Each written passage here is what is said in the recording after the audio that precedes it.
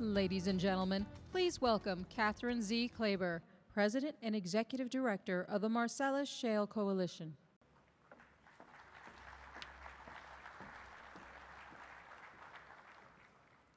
Good morning. Thank you for joining us again, and welcome back. I'm Katie Kleber, President and Executive Director of the Marcellus Shale Coalition. One of the strengths of this organization really is the participation, the engagement of everybody who's in the room this morning. As our chair, Ray Walker, did yesterday, before we go any further, let's once again review some safety procedures. First, wear your conference badge at all times while inside the convention center, but please remove it when you leave the building. If an evacuation is necessary, an announcement will be made over the public address system, advising everyone to proceed to the nearest exit. Please leave the building and remain away from the building until you are informed it's safe to return. And all external doors are available for exit. Emergency services are on site. If you have a medical emergency, please contact a security staff member. While we believe yesterday presented most of the protest activity, the Philadelphia Police and Conference Security continue to monitor the situation. And while we don't expect any disruptions during our conference, please don't engage anybody causing a disturbance. Our security staff will do so. Finally, if you have any concerns during the conference about safety or security, please inform the closest security member who will take care of it. Thank you again for your attention. I have some other updates in light of the significant rain and flooding that is having a serious impact on Pennsylvania communities today. Governor Corbett was with the Pennsylvania Emergency Management Agency yesterday and throughout the evening, and very regrettably will need to attend to these duties with this emergency, and he will not be with us at lunch today. I know how much he was looking forward to being a part of this important gathering right here in his state, but we really respect his priorities and are glad that he is attending to those duties. Secretary Michael Krancer will be joining us for the lunch keynote instead. Please note that Secretary Krancer requested that our industry confirms that the necessary steps have been taken to prevent overflows of any facilities associated with well pad operations. David Callahan and I have been getting Secretary Krancer the information he has requested since we met here yesterday. But please be sure, all of you in the room that are close to the operations, the DEP be kept informed of any issues as they may arise. One other weather-related announcement. In response to the weather situation here in Pennsylvania, PennDOT's central office is advising the districts to request all heavy haulers to reduce or restrict heavy hauling during the current weather event. With all of that said, I hope all of you got as much out of yesterday's sessions as I did. If you take a step back and think about what we had on yesterday's agenda, it was really remarkable. 4 CEOs, stirring and really motivating words from Governor Ridge, demonstrating his gifts as a leader. The Lieutenant Governor, who chaired the Advisory Commission, focused on the industry, National Trade Association leaders, the Innovation Expo, insight sessions, panel discussions featuring lively dialogue among some of the best and brightest in our industry, exhibits from more than 150 companies and organizations, and a networking reception with quite a lot of exciting talk about what had transpired during the day. We also heard from former Governor Rendell, and what I think was made clear from his remarks is how dynamic, fast-moving, and strictly regulated our industry is, and how so many fail to understand that. The former governor's attempts to rehash issues that have long since been resolved is stale and outdated. As the former governor noted just this spring in the New York Times, quote, "Pennsylvania has the strongest enforcement program of any state with gas drilling, period." Simply put, we agree. We're going to try to top yesterday's action-packed agenda with an agenda today that will continue, as our chair, Ray Walker, had noted yesterday, to be driven by the guiding principles. And those are really central to our coalition's vibrant member companies and to the success long-term of this industry. To get our second day started, please welcome back to the stage Rob Broen, President of Talisman Energy USA and a member of the Marcellus Shale Coalition's Executive Committee.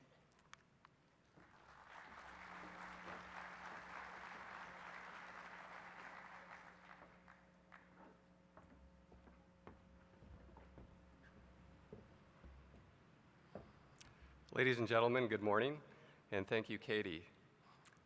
I'm pleased this morning to introduce Paul Smith, who is the Executive Vice President for Talisman for North American Operations. Paul Smith joined Talisman Energy in 2009, bringing with him a long-established track record in the upstream oil and gas business. Paul initially joined Talisman as an Executive Vice President with responsible for the company's portfolio in the North Sea, South America, and Africa, and for the last 18 months, he has been leading Talisman's business in North America. Paul has led Talisman through a significant period of change during the last few years, repositioning our company from what was predominantly a Canadian-based conventional gas producer to a shale-focused producer that now has established a significant position in 4 of the leading shale basins in North America, of course including the Marcellus. Prior to joining Talisman, Paul was upstream vice president at TNK-BP, a $40 billion integrated Russian oil and gas company. Paul believes, as do I, that shale gas has the potential to be the greatest resource in a generation, and that drives his decisions that he makes each day at Talisman. I'm proud to work with Paul, and I'm pleased to introduce him this morning. Please welcome Paul Smith.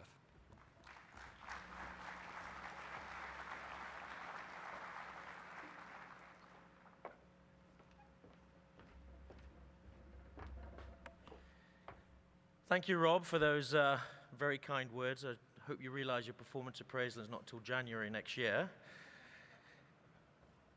Good morning, ladies and gentlemen. It is an honor to be invited here today for the inaugural MSC Shale Gas Conference.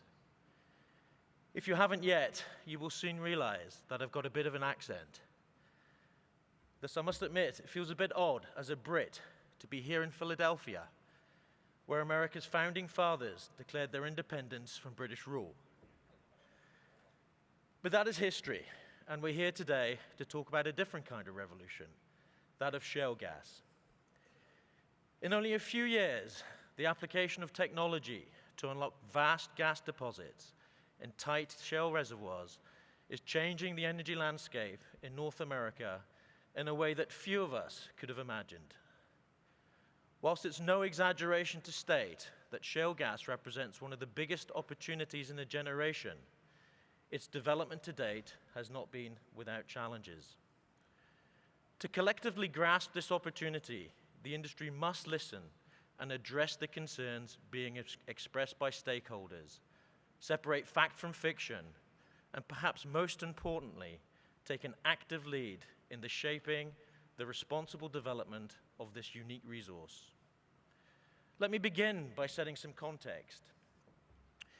In the last decade, the application of technology to tight reservoirs has started to unlock one of the greatest remaining energy resources in the world.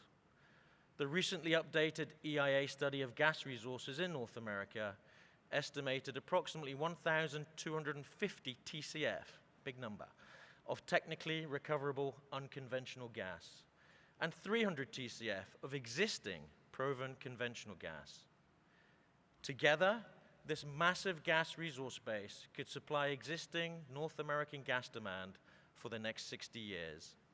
And these are probably very conservative numbers because they are based only on what we know today. It is the sheer scale of this resource, combined with the industry's ability to rapidly bring resources on stream, that has resulted in a major paradigm shift in the North American energy landscape. As recently as 4 years ago, it was widely thought that US natural gas was in short supply, resulting in LNG import terminals being constructed up and down the East Coast of the United States. Within the space of just a few years, the United States now finds itself as the world's largest gas producer and has shifted from a deficit to a surplus gas position. In just 4 years, North American shale gas production has nearly doubled from 11 BCF a day to more than 20 BCF a day, with its economically advantaged cost supply displacing conventional gas production. Shale gas is expected to double again to nearly 40 BCF a day by 2020. If demand were greater, there's no doubt the industry could supply far more without prices having to rise much. However, further inroads for natural gas into the North American power and transportation are largely policy dependent, and unfortunately, energy policy in the US and Canada remains disjointed. So what is the case for gas to become an increasingly viable component in the US energy mix going forward? Firstly, I've mentioned the sheer scale of the resource base and its ability to provide a sustainable and secure source of supply in North America for multiple generations. For example, in the period of just 2 years, the Marcellus in Pennsylvania has gone from producing 300 million cubic feet a day back in 2009 to what is expected to be more than 3.5 BCF a day by the end of this year. Second, gas provides a unique opportunity for a fundamental shift in US energy policy, as well as increased energy security against the backdrop of a complex and volatile global geopolitical environment. Of course, the biggest opportunity is for gas to displace coal-fired power generation. Today, close to 50% of US power generation is from coal. Displacing just 20% of this coal-fired power with gas would create an additional 10 BCF a day of gas demand. Consider that the US imports over 11 million barrels of oil per day currently, or 22% of the energy consumption mix. A modest 10% increase in gas penetration in the transport market, with a particular focus on long-haul trucking fleets, would result in a reduction of approximately 1.5 million barrels of daily imports of oil into the United States. But creating new markets for gas does not stop here. There are several LNG export projects now on the drawing board in both Canada and the United States. A bit closer to home for me, there are several gas-to-liquids projects being considered in North America, looking to take advantage of the long-term decoupling of gas and oil prices. For example, Talisman, in conjunction with its partner Sasol, is currently conducting a feasibility study for a large-scale gas-to-liquids facility in Western Canada. Thirdly, gas has a much lower carbon footprint than coal. High-efficiency natural gas-fired power can produce up to 70% lower greenhouse gas emissions than existing brown coal-fired generators, and less than half the greenhouse gas emissions of the latest technology clean coal power stations. According to a recent MIT study, a major switch to gas-fired power in existing power facilities through policy and incentives could cut the nation's contribution to global carbon dioxide by 8%, which is almost half the unofficial 2020 emissions reduction goal for the United States. But what about renewables, I hear the skeptics say? Whilst all of us should aspire to an ever-increasing component of renewables within the energy mix, renewables simply cannot compete today with natural gas in terms of cost of supply and scale. As such, gas has the potential to be an economic transition fuel to the low-carbon economy, whilst allowing innovation within the renewable space to make it a realistic and long-term viable alternative to fossil fuels. However, more joined-up actions are required from policymakers to realize this fundamental shift in the energy mix in North America. And last, but by no means least, the shale industry is providing a rare, new, and sustainable growth engine for the American economy. There's been very little recognition of the potential for shale to generate employment and fuel economic growth. For 2011, development activity in the Marcellus alone is projected to contribute almost $13 billion to the economy and lead to almost $1.2 billion in state and local taxes. In addition, shale gas operations have supported the creation of thousands of jobs, directly and indirectly, in Pennsylvania over the last 3 years. So, having looked at the positive side of the ledger, it is important to recognize some of the challenges that the industry is facing in its pursuit of the development of this great resource base. Quite frankly, the gas industry has been caught napping somewhat in the last few years, allowing opponents to attack the shale industry, shape public perception, and seize the initiative with the public who harbor genuine concerns around shale gas development. it is absolutely critical to the future success of this industry that we listen, we begin to address some of these challenges we face, and we communicate more openly with stakeholders to ensure economic benefits and environmental stewardship go hand in hand. We must start with a recognition that there is a large stakeholder base that has genuine concerns around shale gas development. Everywhere we operate, we hear that the public wants the facts. They want strong regulation and safe, responsible operatorship by industry. It is clear that the industry has not made the case to its stakeholders, including governments, utilities, and the public, that shale gas represents a long-term, low-cost, safe, and clean source of energy for North America. This is not a short-term phenomenon. Whilst it is hard not to sometimes get disheartened when reading misleading external press and commentary on our industry, I believe the core of the concerns being expressed by our external stakeholders include the following. First, the industry's reluctance, up until fairly recently, to be more transparent regarding small doses of various chemicals routinely used during fracturing operations. The initial reluctance to disclose facts allowed opponents to shape public perception by accusing the industry of hiding the volumes and chemical makeup of fracture additives. The fact is, these chemicals are highly diluted in a mixture of 99% water and sand, and then injected into formations many thousands of feet below the ground. Secondly, the sourcing, use, and ultimately the disposal of the large volumes of water used in slick water fracturing operations. For example, an average well in the Marcellus will use approximately 4 million gallons of water, with an average of 10% return when the well comes online. Water is a highly emotive issue, particularly in rural areas of Pennsylvania, where many residents continue to rely on water wells for their day-to-day needs.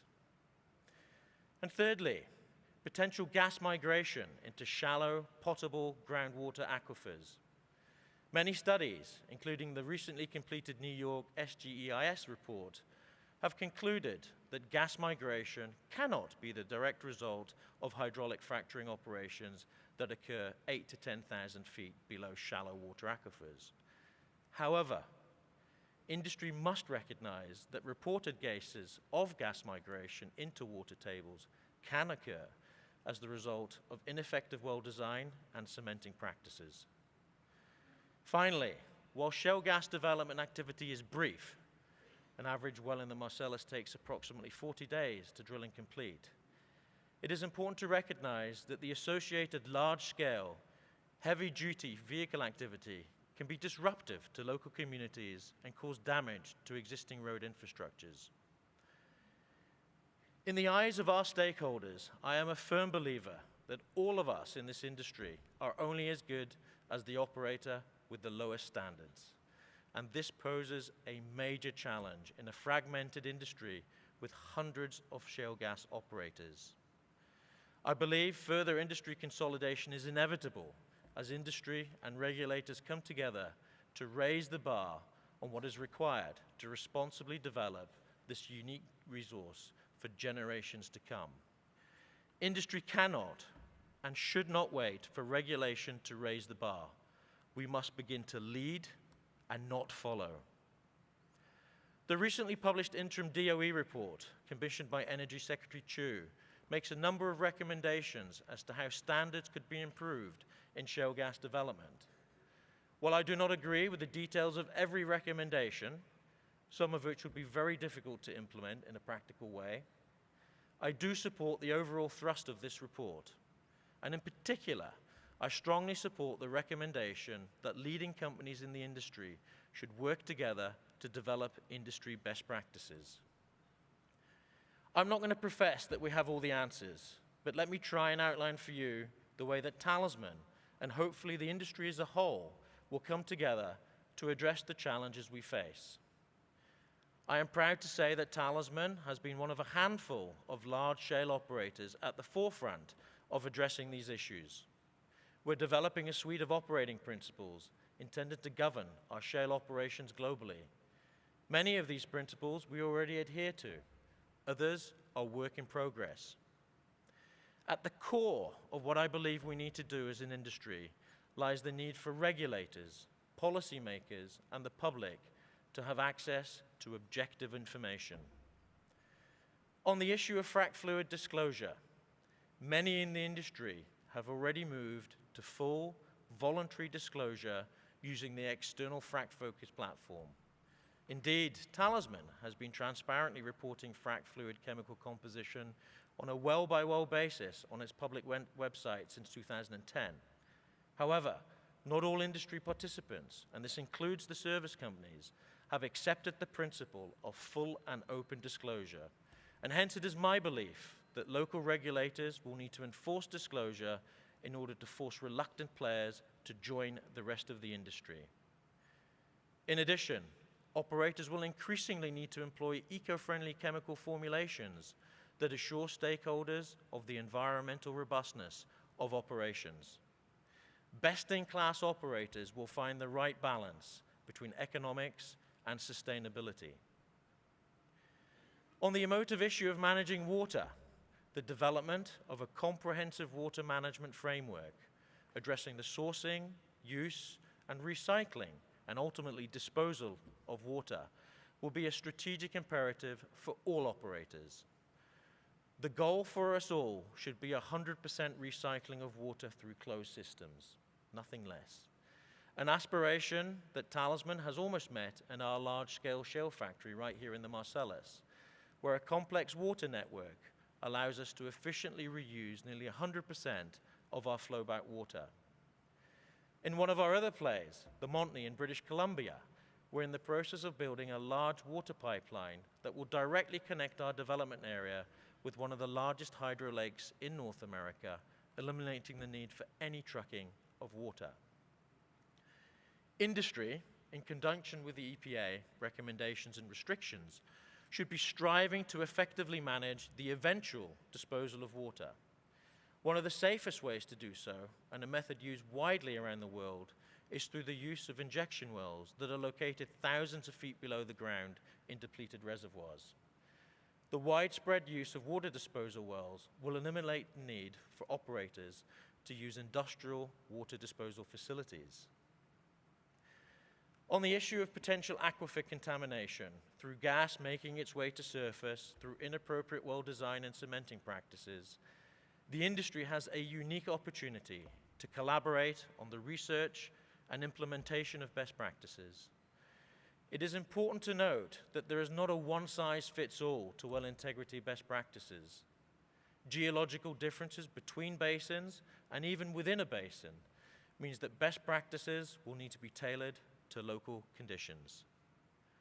The good news is that ensuring well integrity and eliminating the possibility of gas migration is not a new issue for our industry, and we have demonstrated our ability to do so in far more complex operating environments than the relatively benign onshore environment in the US.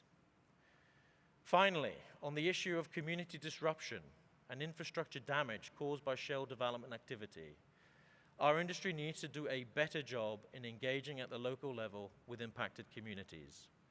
Our obligations are not completed by simply sharing information on planned shale gas activity.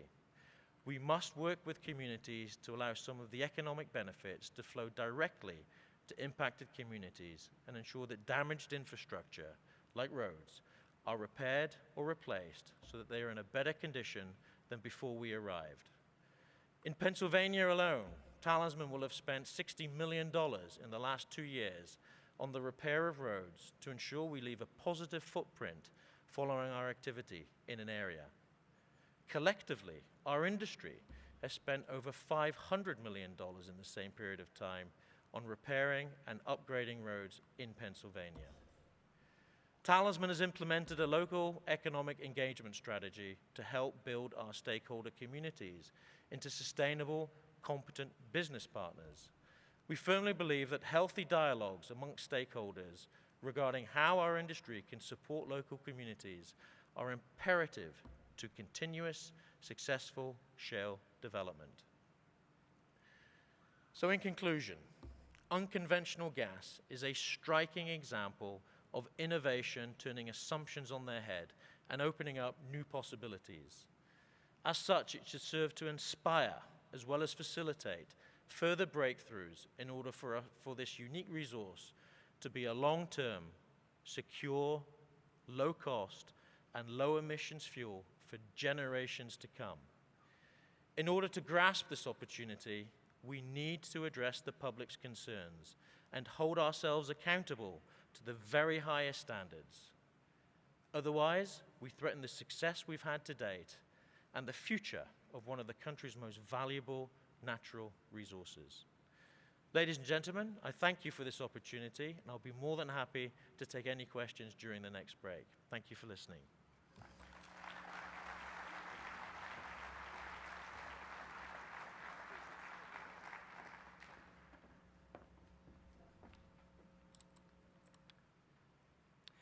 Paul, thank you for another terrific presentation.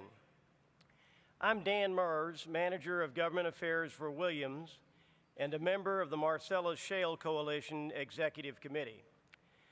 I am pleased to introduce the first speaker in our next session, The Great Gas Gathering, a Midstream Perspective. Midstream operations are a critical component of our nation's energy delivery system, and we are fortunate to have a full-hour discussion featuring two prominent voices in the midstream sector today. Our first presenter is Rory Miller, who has served as president of Williams Midstream Business since January of this year. In that role, Rory is responsible for leading our midstream and olefins business in Canada and the United States. Additionally, he serves as a director for Williams Partners, the master limited partnership which owns most of Williams midstream and gas pipeline assets. Rory also serves on the board of directors of the Gas Processors Association.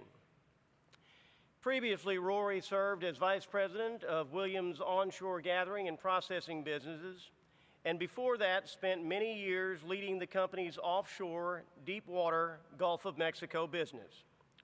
Rory started with Williams in 1990 and has held various positions, including corporate development. Before joining Williams, he held similar positions with Tennessee Gas Pipeline and Delhi Gas Pipeline. In short, he is someone who knows this industry like few others do, and I look forward to hearing his perspective this morning. Please join me in welcoming Rory Miller.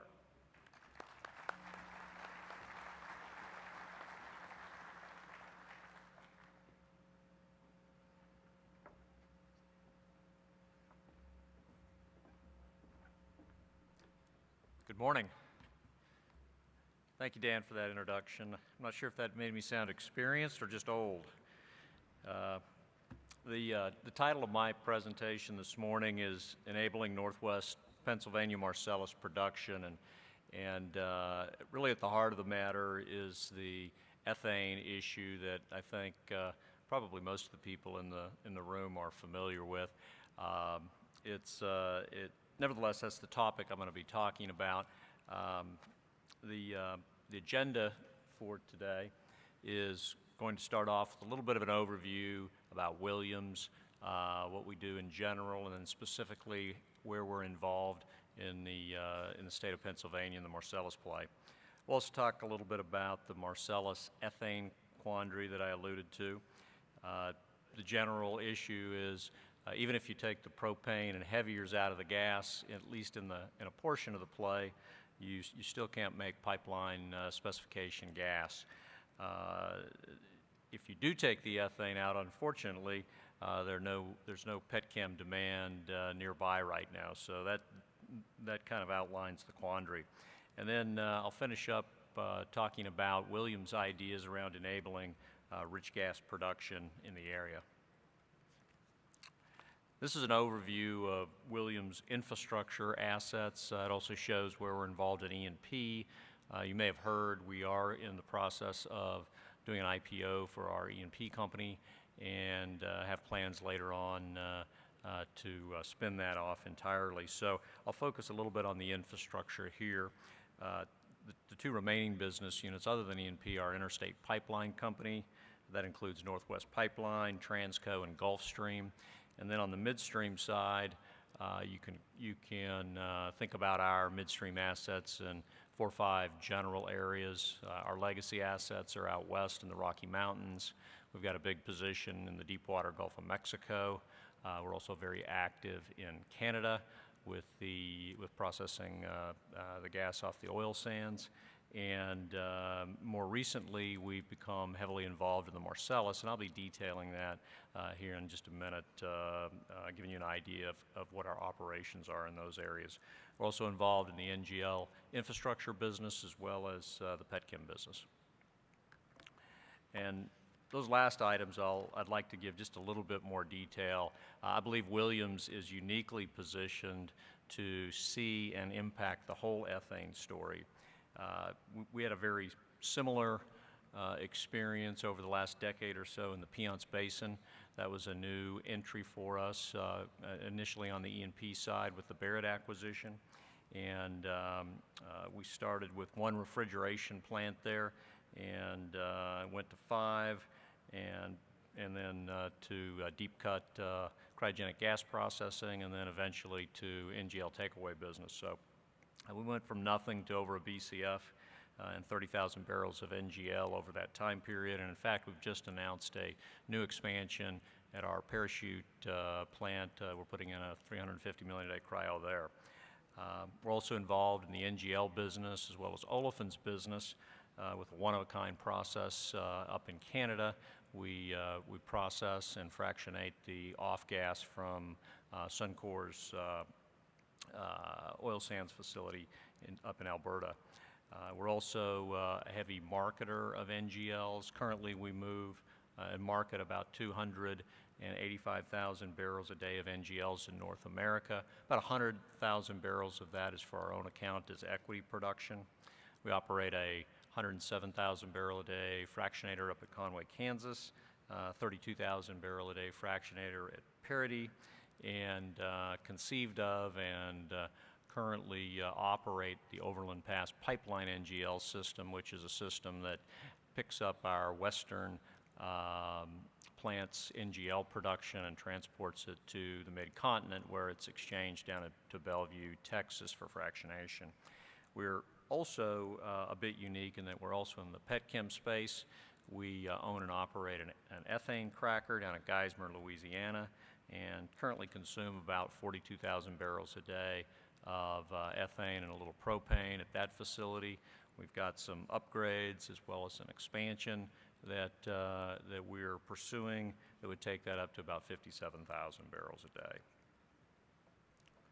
Just a little bit more on that last item. This map that you're looking at now shows our Louisiana our Louisiana ethane infrastructure. The blue line is a purity ethane pipeline. It's currently connected to 7 fractionators in the area and is connected to 5 ethane crackers. The one that's shown on the map is our Geismar facility, and also connected to underground storage at Choctaw and Sulphur mines. We're also in the process of working to extend this system a little further to the west and get connectivity to Mont Belvieu. In the Marcellus, this map shows the Williams footprint up in Pennsylvania. The Transco system is shown as the royal blue line. If you could see that dotted line or that dashed line that runs east-west across the bottom of the state of Pennsylvania, that's our Atlantic Access project. More about that in just a few slides. And then our midstream activities are encompassed in 2 separate areas. The shaded outlined area on the left-hand side of the map is our Laurel Mountain Midstream. That started out as a joint venture with Atlas Pipeline. As many of you may know, Atlas was bought out recently by Chevron, and now Chevron is our partner in that area, and we are pursuing projects in there jointly with Chevron. Then up in the northeastern part of the state, we are we provide service for Cabot Oil and Gas. Our first asset up there was our Springville system, and then we've grown from there. I'll talk a little bit more about that in just a moment. Thinking about those two midstream areas that I described, though, this graph is intended to show how the volume buildup just from those two particular areas is forecast to build. The gray bars show the number of well connects in those two areas, and then that purple line shows the projected volume build. Today we're flowing about 650 million cubic feet a day between these two areas, and it may be a little difficult to see the numbers on that slide, but we plan on hitting around 2 BCF a day in 2013 and up to 2.75 BCF a day in 2015. Obviously a lot of construction, a lot of execution required, and it goes without saying, a lot of capital. This next slide shows a little bit more detail on our Laurel Mountain midstream assets. We have a planned system capacity there of 1.5 BCF a day by 2015. That second bullet I'd like to call your attention to. It will be a little more, it will be important later on as I get to some further slides, but about 1.2 BCF of that 1.5 will be capable of being delivered into the corridor that currently contains TETCO, and soon our Atlantic Access pipeline that will be owned by our Transco affiliate. The picture that's shown on the slide is our Shamrock compressor station. There's 6 recips in there today that are currently running. If I had a little more updated picture, you'd also see a new Mars unit being installed to the side of that facility. This is a good example of how we plan to build out the infrastructure using much larger, combined, more efficient, less environmentally, or more environmentally friendly facilities by building scale. We're eventually planning to get to 350 million a day of capacity at this particular station, and ultimately it could be much greater than that. Up in the northeast part of Pennsylvania, this map depicts in the red there our Springville system. We've got all of our permits, everything that's required to proceed on that pipeline system. It's under construction right now. That was a deal that we put together with Cabot a little over a year ago. Subsequent to that, we purchased Cabot's wellhead gathering system for about $150 million. And we've had a number of additions to those contractual arrangements, yielding a planned system capacity of 1.25 BCF a day up in this area. And the Susquehanna area is if you're following this basin, you know this is a very prolific part of the basin.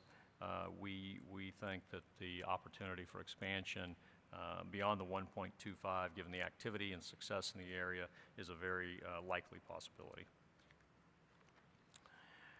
This next slide includes a forecast that was put together by Wells Fargo in their NGL Snapshot publication. This came out in July of 2011. What we're trying to depict here is the U.S. ethane potential supply, and they built this potential supply based on announced frac expansions, and then juxtaposed to a buildup in ethane demand. So maybe just let me take a few minutes and describe this slide. The green line shows the forecasted ethane demand. You can see it gently sloping upward. That's to represent the conversion from heavy to light feeds in many of the crackers around the country. Obviously, it's a price-advantaged feedstock, ethane is, and the petchem companies are out trying to take advantage of that. So those conversions are underway. There's also some what I would call minor inside the fence expansions that are available, and that'll start to build demand. You've also, I'm sure, heard that many of the major petchem companies have announced world-class, world-scale new cracker projects that would be built in the United States, and that's where the line steepens and starts to grow even more strongly. On the supply side, the first ramp up would be a raft of new fractionation expansions, particularly at Mont Belvieu, and then there's a general expansion shown there as a Marcellus ethane project. So on one hand, you might jump to the conclusion that there's a problem here. When you see supply far outstripping demand, obviously that can be a concern, particularly around price.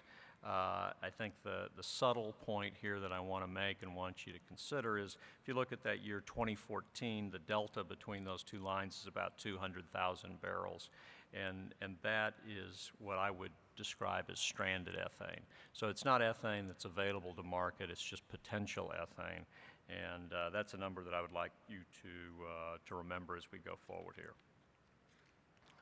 This next slide has got a lot of information on it, and it may be a little difficult to read, but I'm going to start down in the lower right-hand corner where we show the Pennsylvania dry versus rich gas production and the total production out of the Marcellus. Now this data came from a Penn State, Pennsylvania Marcellus natural gas study, and that was published in July of 2011. So again, the data is quite fresh, and we think representative of probably the best work to date on this issue.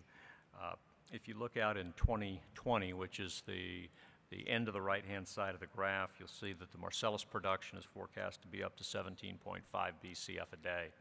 And just to put that number into context, if you think about the projected demand in 2020 for gas, it's probably around 75 BCF a day. We're facing a situation where about 25% of the country's gas demand could be met out of just this Marcellus play. So it gives you a size and scale of the kind of scope that we're talking about here.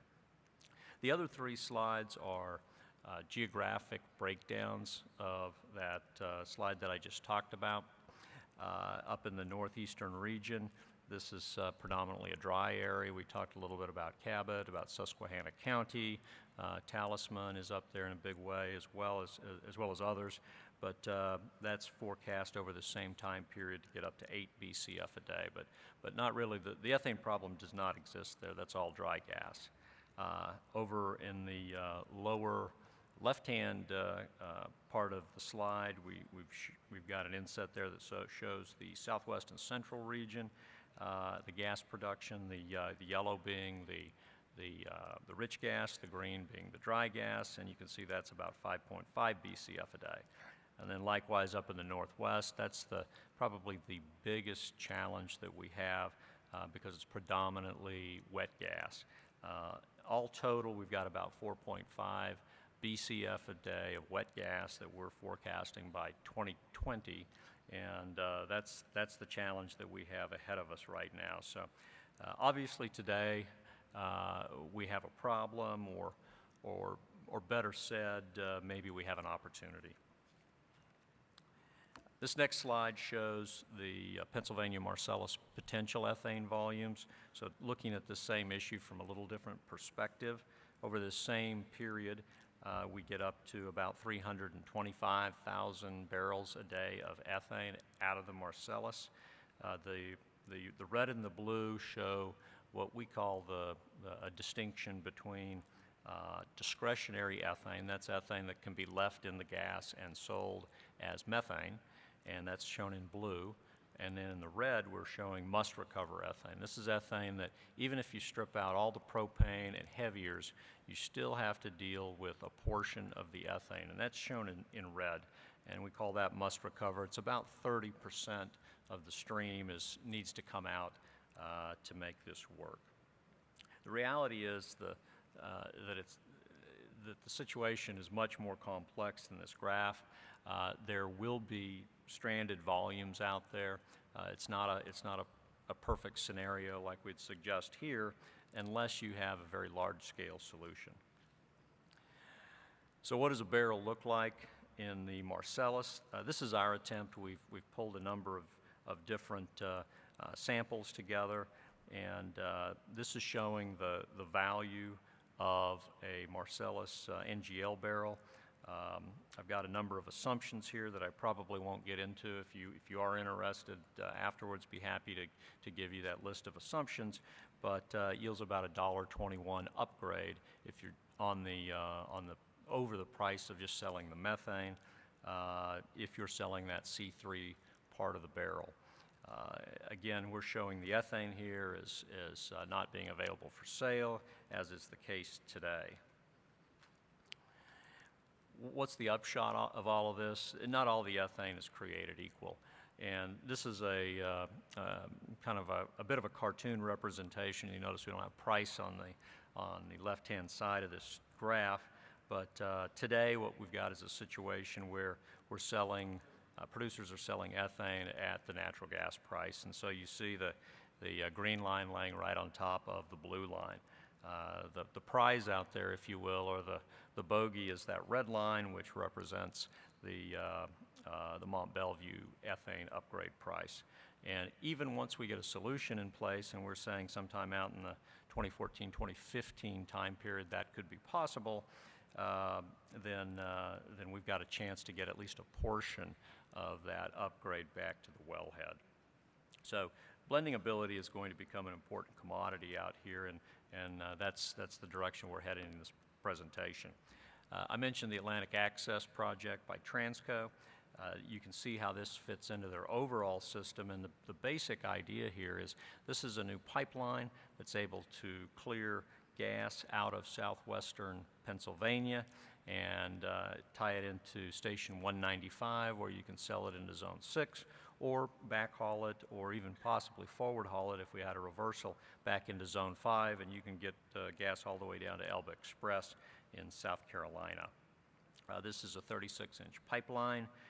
We're anticipating an open season later this year, and this would be about 1.1 BCF a day, and with blending on this pipeline, blending into this pipeline, we could handle about 65,000 barrels a day of that must-recover NGL. Our answer on the midstream side, we're calling the Confluence Pipeline. If you look at that diagonal line, the green line that cuts across that slide, that's the demarcation line between the rich and the dry gas production. Our Confluence Pipeline is shown in yellow. That's a proposed project. We would build hydrocarbon dew point processing plants along the length of that line, and those are shown as those small hollow black squares on there.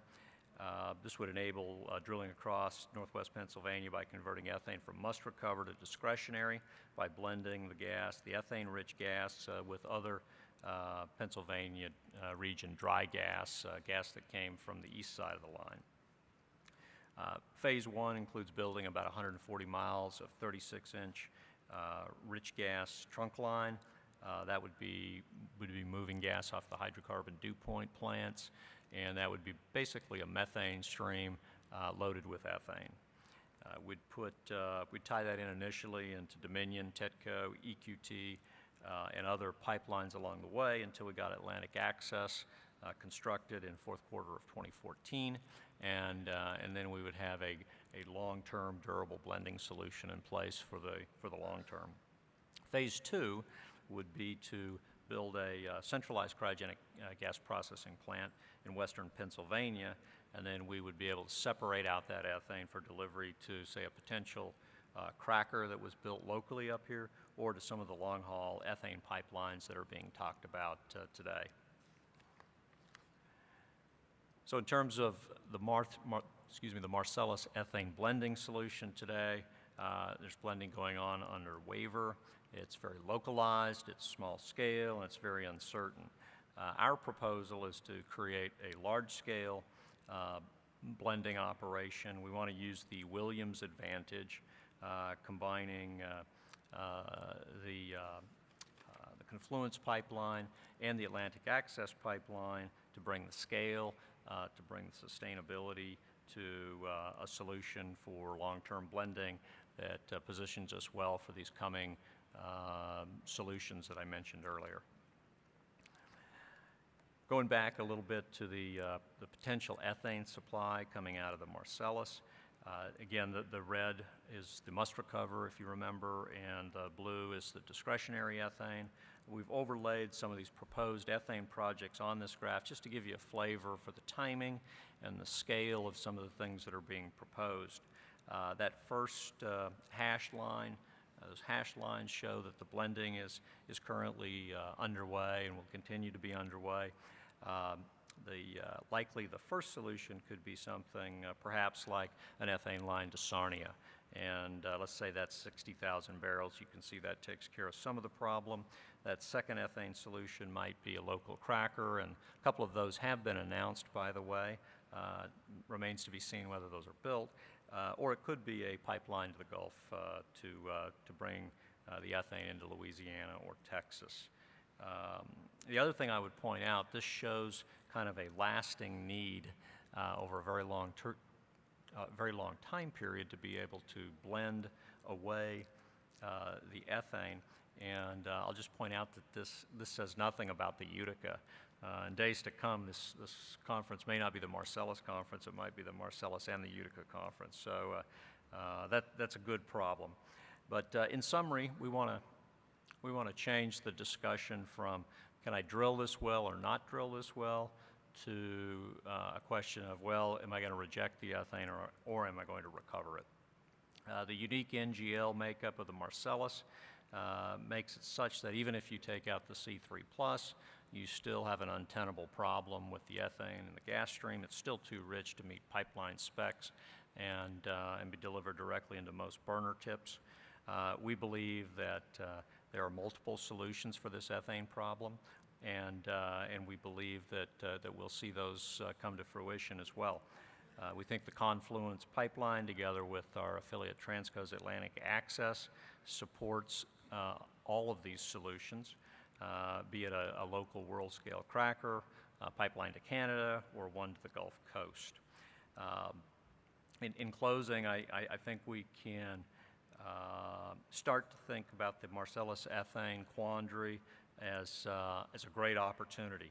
But we must consider the best approach to handle this 4.5 BCF a day of rich gas that's coming in a sustainable and progressive way. And again, with the Utica coming, with the success that we'll likely see there, the opportunities just continue to grow. So with that, I want to thank you for listening. I want to thank you for the attention. This slide deck is, I believe, available on the website, and there are some names and contacts in the back of that deck as well. So if you'd like to follow up either with myself or with one of our other associates, please take a look at that. Thank you.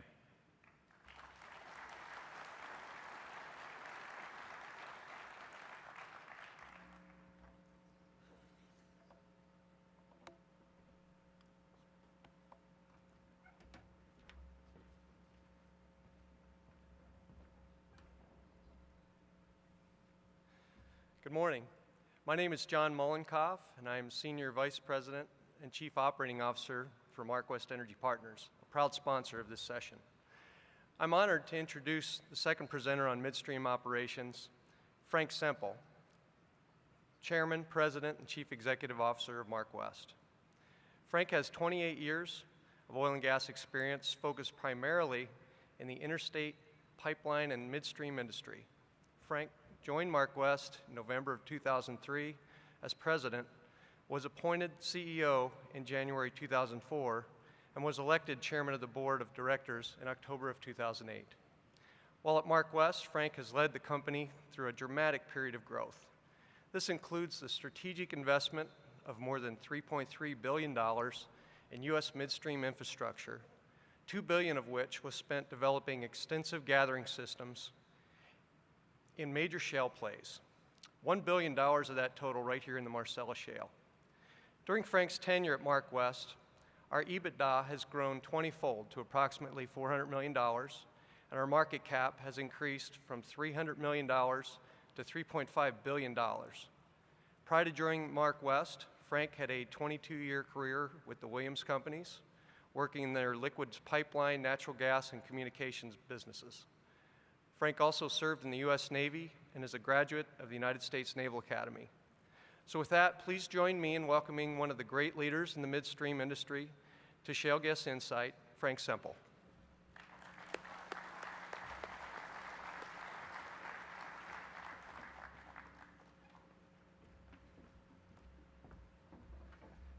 Oh, thanks, John.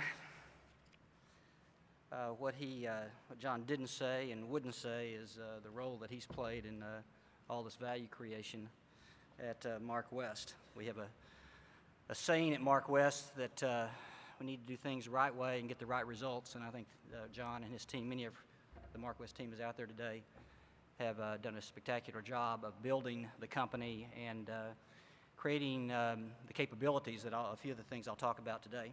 So thanks, John. I appreciate the intro. It's obvious as I've listened to Paul and Rory that I've probably got more content than I have time here today. So I'm going to try to pick and choose and try to complement some of the things that have been said this morning. And I will tell you that I'm going to talk a little bit about MarkWest because I think it's important to kind of understand our philosophy as a midstreamer in order to kind of understand how we're addressing the opportunities and providing the support that our producer customers need in the Marcellus Shale. So with that, let me just give you a little bit of a sense of who we are as a company. It's absolutely critical, for whether you're MarkWest or Williams or Range or any company in this auditorium today. It's really critical that you kind of create the building blocks and be able to establish the capabilities that are so critical to provide the services I'm going to be talking about today. And so when I talk to investors or when I talk to customers, it's kind of important to talk about building blocks and how we create value for our customers. And 9 years ago, when I came to the company, a lot of the issues, the objectives on the left-hand side of the screen were more aspirations than they were facts. But I'm proud to say that fast forwarding to today, I think we have developed some credibility in the industry that will allow us to continue to move forward and help our producer customers create value. So with that, I think the key is the quality assets, and I'll be talking a little bit about our assets in a minute and on a broad basis, and then talk specifically a little bit later about what we're doing in the Marcellus. We are fortunate to be involved in developing some of the best shale plays in the U.S. So that track record, that history, that experience has really played well for us up here in Pennsylvania. We also have, as a public company, a need to continue to demonstrate that we have not only a strong track record of performance, but also a future set of growth opportunities on the horizon. And the Marcellus Shale and the other shale plays in the Northeast really create tremendous opportunities that allows us to take some of our learnings out of the Southwest part of our business units and apply them to the Northeast. Our expertise, we feel, is that full service capability from a midstream standpoint, starting with low pressure gathering service all the way through fractionation and NGL marketing. And finally, for these sorts of midstream capabilities that are required in these large shale plays, you've got to have a strong balance sheet. And as John alluded to, over the last several years, we have done a lot of things to strengthen our balance sheet, and proud of the fact that over the last year we've had upgrades by all of the major rating agencies. So we're well prepared from a balance sheet standpoint to continue to support our producer customers in these major shale plays.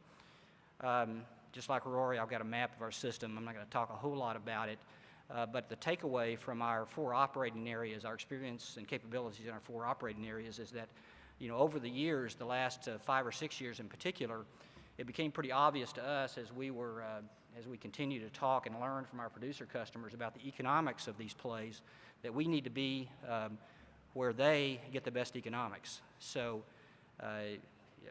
essentially 99% of our capital is being spent in these major resource plays in the Southwest and in the Northeast.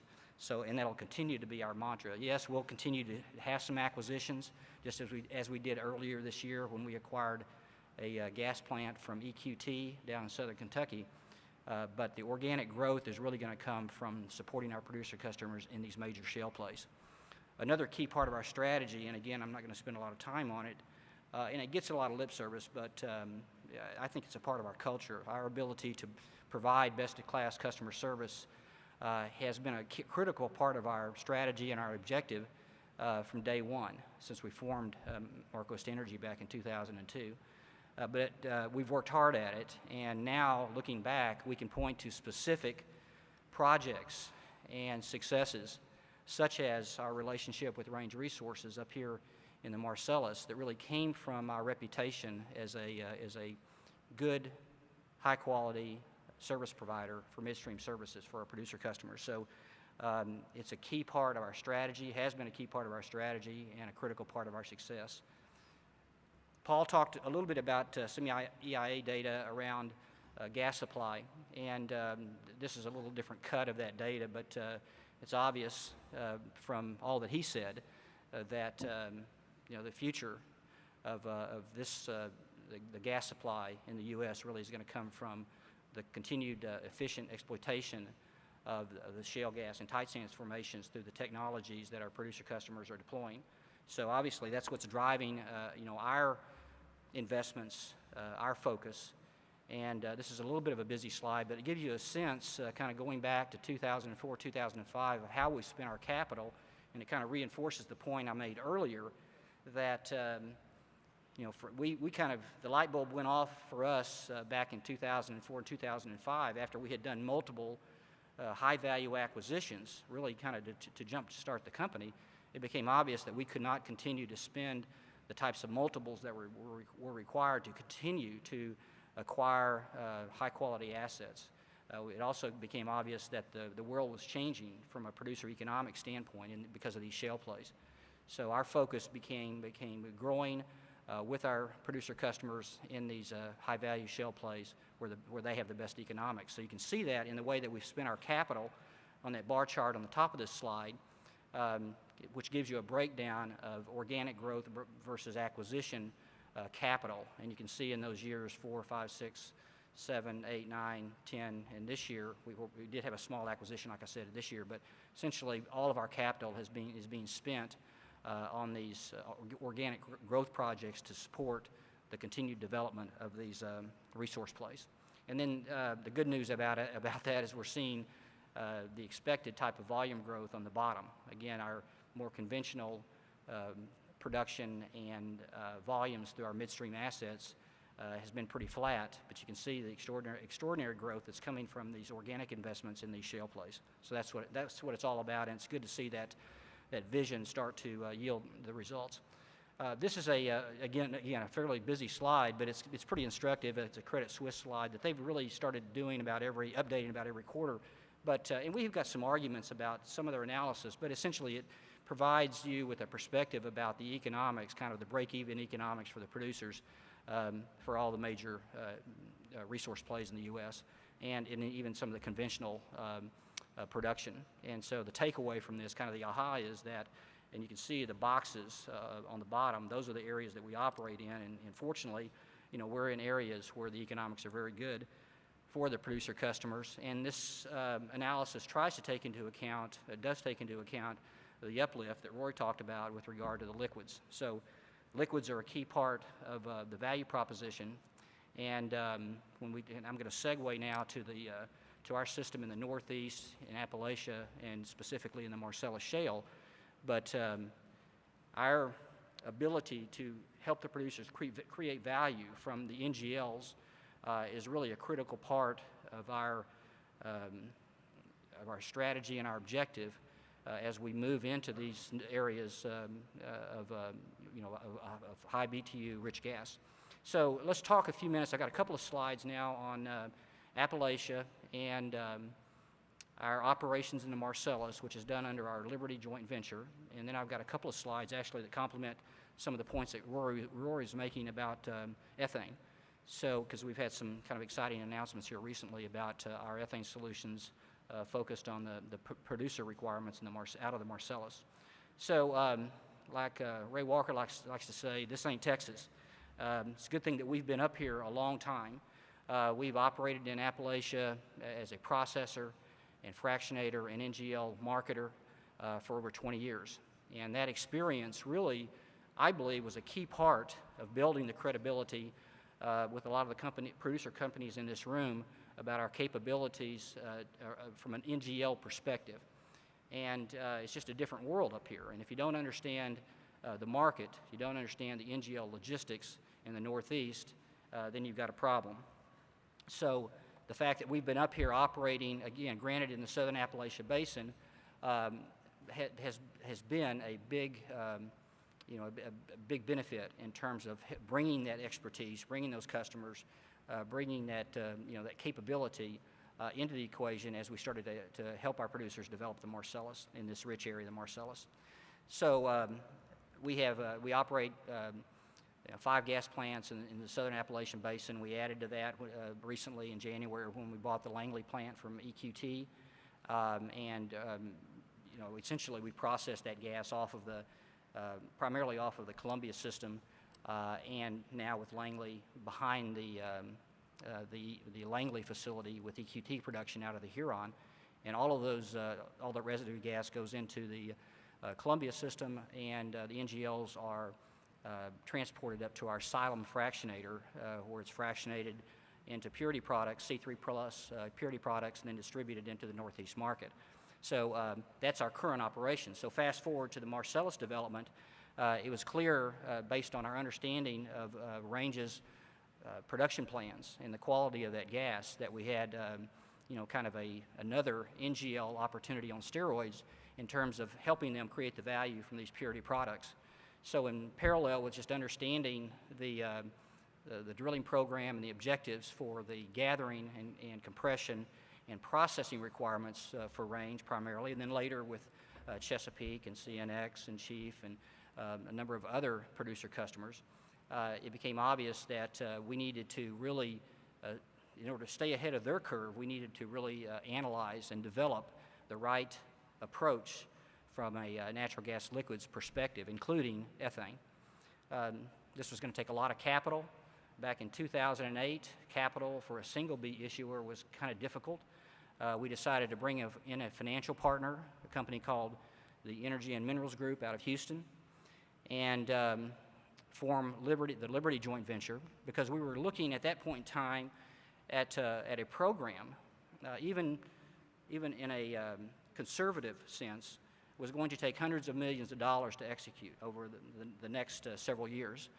So EMG, which is basically a private equity firm, brought that financial strength and capital flexibility to the equation in order for us to execute our plan.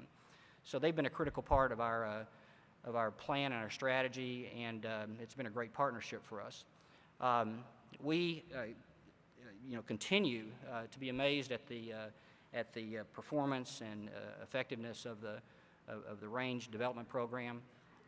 We're real pleased with the fact, as I said earlier, that John and his team have been able to ramp up so quickly these assets in order to support our producer customers, but it's been absolutely critical because the results have been so spectacular. It's a good problem to have, a good challenge to attack. If you look at our current system, we're pretty proud of the fact that just over the course of the last 2.5, 3 years, we have ramped up quickly with our gathering, with our compression, with our processing, and our fractionation capability. This slide shows you a lot of detail, but essentially it's intended to give you a little bit of a sense of what's been completed from a midstream standpoint in Pennsylvania and West Virginia, as well as what's planned over the course of the next 12 months. These are announced projects that are being constructed at this time. The bottom line is, as you can see, we have 355 million cubic feet of cryogenic capacity at our Houston facility in Washington County. We have an additional 270 million cubic feet of processing capacity at our Majorsville facility in the Panhandle of West Virginia. Those two facilities are connected, both with from a residue from a inlet standpoint as well as an NGL standpoint, because it's really critical that we optimize the fractionation facilities that are going to be in place both at Majorsville and Houston. You can see on this slide also that we've got another plant at Mobley, West Virginia, and that's a 120 million a day plant that'll be completed in the middle of next year, and then a 200 million a day plant at Sherwood in West Virginia that will be completed shortly thereafter. So, you know, the bottom line is that we have, you know, roughly 625 million cubic feet a day of cryogenic capacity in place today, and that's been put in place just over the course of the last several years between the Majorsville and the Houston facilities. And we're bringing online the 320 million cubic feet of capacity with those other two plants. And we have subsequent projects that are being planned, and we have this is all C3 plus capacity, and we had an announcement yesterday that talked about our fractionation, the continued evolution of our fractionation facilities at Houston. We currently, up until our announcement yesterday, we had 42 million cubic feet of propane fractionation in place at Houston, and John and his team brought on the kind of the next phase of C4 plus fractionation at Houston just last week. So obviously a lot going on up there just from a C3 plus standpoint. This is I got a couple of pictures here. That's the Houston plant. That's the Majorsville facilities. This little bar chart I'm not going to spend a lot of time on because Rory, I think, alluded a little bit to the, you know, kind of the ramp up of the production of ethane relative to the marketplace, the demand, as well as the issues around just the takeaway capacity for ethane. This is a slide that talks about propane, which is actually a bigger issue currently than ethane. Ethane is becoming a bigger issue, but propane is really where most of the value is from the NGL stream. And the bottom line is there's been a huge debate about does there need to be an outlet for Y-grade down to the Gulf Coast in order to produce propane, because there's too much of as the Marcellus and now with the Utica ramping up, is there too much propane supply? And this slide shows winter-summer supply-demand for propane and basically answers the question, and it's actually been embraced by a number of experts in the industry that the market in the Northeast is huge. And so even with the ramp-up in propane production that's coming from the Marcellus, in the rich area of the Marcellus, there's plenty of market to absorb propane well out into the future. And so that was a real key to, you know, to answer the question about what type of pipeline facilities needed to be in place in order to address the C3 plus component of the NGL stream out of the Marcellus. So that's a pretty big deal. Now let's move to ethane. Ethane, and again, this data very much closely correlates with what Rory was showing you earlier, but the blue represents the ramp up in ethane production, C2 production, over time. Again, it's just a guess.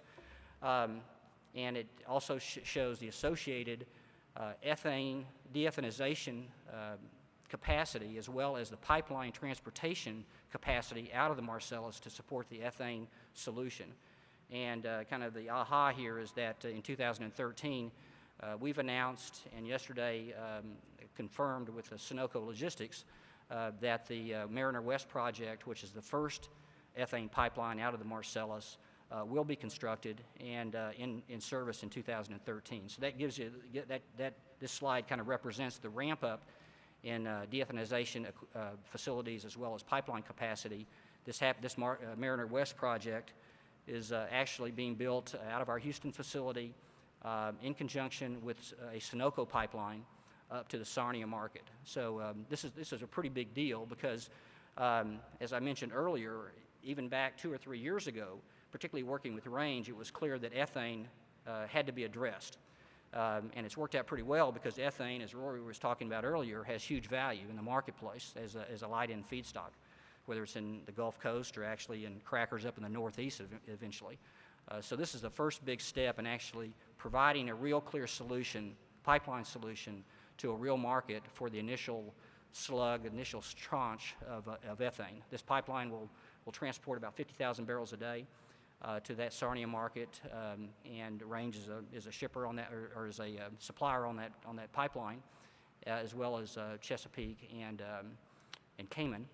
And so they are base loading the firm requirements in order to construct this pipeline. We're building a small interconnect up to the Sunoco system and all the de-ethanization facilities that are required. In that announcement yesterday, we also announced that we are committed to ramp up our de-ethanization capacity both at Houston and at Majorsville through 3 different facilities to be able to provide 115,000 barrels a day of deethanization capacity. Obviously, that exceeds the capacity of this first project, Mariner West, which again will be in service in 2013. So there are other projects that have been announced to handle the down-the-road ethane transportation requirements. Mariner East is another MarkWest Sunoco-sponsored project that would move ethane out of our Houston facility over to Philadelphia, where it would be cryogenically cooled and stored and put on barges, ocean-going barges, and then transported to the Gulf Coast or even to European markets. So this is another 2013 project, 50,000 barrels a day, and a fairly straightforward project in order to provide the next phase of ethane solutions for the producer customers. There are other ethane pipelines that have been announced down to the Gulf Coast. So it's going to be interesting to see what happens over the next several months as the producers really evaluate their options. The good news with Mariner West is that it's announced, it's moving forward, and it gives all of us, the midstreamers and the producers, ability to step back and take a deep breath and really thoroughly evaluate the next layer of ethane transportation services that are absolutely critical to creating that uplift that we've all been talking about from the NGLs. So we're real pleased with our position in the Marcellus and in the Northeast. We're very proud to be a part of the development of the, arguably one of the best shale plays in the U.S. up here in the Marcellus, and partnering with our producer customers. In the meantime, creating thousands of jobs in the Commonwealth of Pennsylvania. So with that, I appreciate your time, and I think I'll be ready to answer questions later on in the breakout session. Thanks a lot.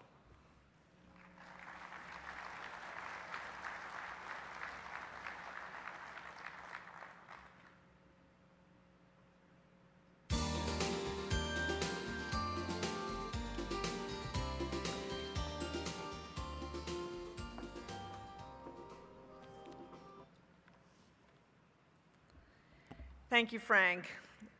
There is no doubt that midstream operations are an essential component of the way our industry does business, and I'm glad we had the opportunity to focus on it in an in-depth way this morning.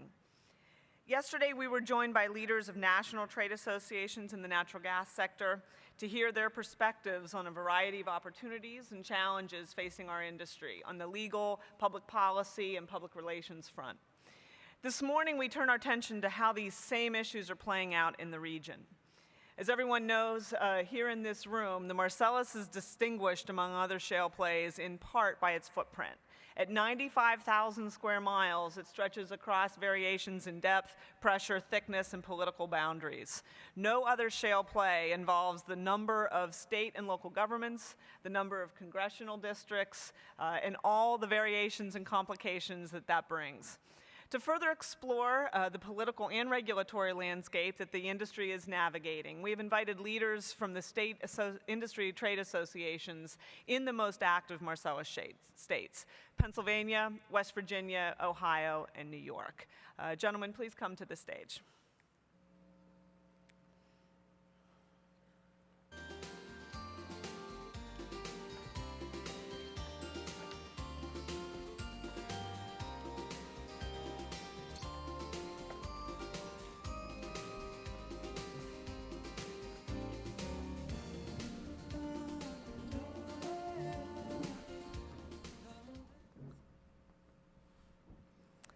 Welcome. Let me introduce the panel we have here today. Starting directly to my left, Jim Cruz is here in his role as chair of the West Virginia Oil and Natural Gas Association. We have Charlie Bird, executive director of the Independent Oil and Gas Association of West Virginia. Terry Fitzpatrick, president and CEO of the Energy Association of Pennsylvania. We have next Brad Gill, Executive Director of the Independent Oil and Gas Association of New York. We have Gary Slagle, Chair of the Pennsylvania Independent Oil and Gas Association, and Tom Stewart, Executive Vice President of the Ohio Oil and Gas Association. So it's just a thrill to have everybody represented here today. And together with the Marcellus Shale Coalition, these associations represent what we expect to be all of the companies sending natural gas from traditional shallow wells and new deep shale wells into the pipelines coming from the Marcellus states to American homes and businesses. To begin our discussion, I'm going to ask each of the panelists to identify the major issues that their members are facing today and how their organizations are rallying to address those issues and opportunities. I'll start from my left with Jim Cruz, and the only exception is I think we're going to let New York go last. Lots of recent developments that Brad will be sharing with us at the end of this first session. Thank you. Thank you very much, Katie. My name is Jim Cruz. As Katie indicated, I am president of the West Virginia Oil and Natural Gas Association, and our executive director, Corky DeMarco, couldn't be here today, so I'm sitting in his place. But as most of you have followed, West Virginia has been in a perpetual election cycle due to the death of Senator Robert Byrd and the placement of Senator Manchin in his seat in Washington. That has caused a domino effect of elections that's going to occur in the state over the next 2 years. There's an interim cycle for the governor that's in place right now, Governor Tomlin, and then if he's elected successfully next month, then there'll be another election in the general cycle for 2012. So with that election cycle that's going on in West Virginia, politicians have been remiss to take up weighty issues that might affect their viability as a candidate going forward, or could be used as an attack by their opponents. So with that, and the amount of Marcellus drilling that we've had in place, especially in northern West Virginia, the DEP under Secretary Huffman felt it was important, and we as an industry felt it was very important as well, to get some emergency rules in place. It was clear that the legislature was not going to pick up the ball in West Virginia with the election cycles and take up those issues. Both myself and Charlie and our organizations tried to force that hand, and it just did not work. So I think rightly so, the DEP picked up the ball and issued after the governor made an emergency order issuance, and they issued some emergency regulations back in August, in late August. Those emergency regulations are good for 15 months, and given the election cycle, I think that they may in fact last that many months. But they picked up the key issues that our industry and our constituents were concerned about, and those issues, or the main concern was that we felt that if there had been an accident with all this activity, that the public would have an awful lot of ammunition to say that we weren't thoroughly regulated, which is something we don't believe was true even before the emergency rules were issued. So with that, Secretary Huffman issued those emergency rules, and they generally bifurcated the industry. Our big political issue among our constituents was we still had traditional Appalachian producers that were drilling vertical wells, and they didn't want onerous regulations that they felt went further than what was necessary and what they had been using in the past to successfully exploit the resource. So these emergency rules bifurcated the industry by the traditional drillers versus the new horizontal or unconventional drillers. And the way that they did that was on two fronts. One was the amount of frac fluid that was used. If you decided or were going to frac a well that was greater than 210,000 gallons, which is 5,000 barrels, then these emergency rules applied. There was another litmus test for using the emergency rules, and that was if your pad site was greater than 3 acres, excluding any of the appurtenant facilities and pipelines that you had around that. So if you met either of those two conditions, then these emergency rules were in place for you. So that kept our traditional exploration and production companies from being unduly encumbered by the new regulations, but it provided a level of safety that we could demonstrate to the public that we were being adequately regulated. There were also that something that goes in there, if you meet the 3-acre threshold, you have to have a worksite safety plan. That's a little different from the traditional Appalachian producers, although most of our companies obviously have safety plans in place. And then the other test was you had to have basically a who, what, why, where plan on your hydraulic fracturing fluid, both where you were getting it and then what you were doing to dispose of it. So that was the general extent of the rules, and they are in place now, as I said, for 15 months. The only thing that wasn't taken up that the Secretary really wanted to address was the issue of fees for horizontal drilling. So current fees still are in place for all drilling, regardless of what you're doing. And the legislature, obviously, through statutory issue, has to bring up the fee issue. And so we're hoping that comes up and is put to bed. But I think from a regulatory standpoint, I think we have clear plans. The industry is covered now. We can proceed. And then after we get through these election cycles, we can make these rules hard, fast, and part of the state code. Thank you very much, Jim. Charlie, I'm sure you have some nuance to add to very dynamic West Virginia. Well, not to step on Jim's toes, of course, a little broader perspective. You know, we have been producing the oil and gas in West Virginia for 150 years, and for about the first 145 of those years, we were clearly off the radar screen and under the stump. And with the good work of many folks in this audience and the development of horizontal drilling techniques and hydraulic fracturing at those depths, we have certainly been now placed right in the heart of this new Marcellus shale and all the prosperity that affords itself to it. Prosperity, of course, in terms of investment in, obviously, in wells and infrastructure and processing facilities, and prosperity in terms of jobs and taxes and all those good things that come with that.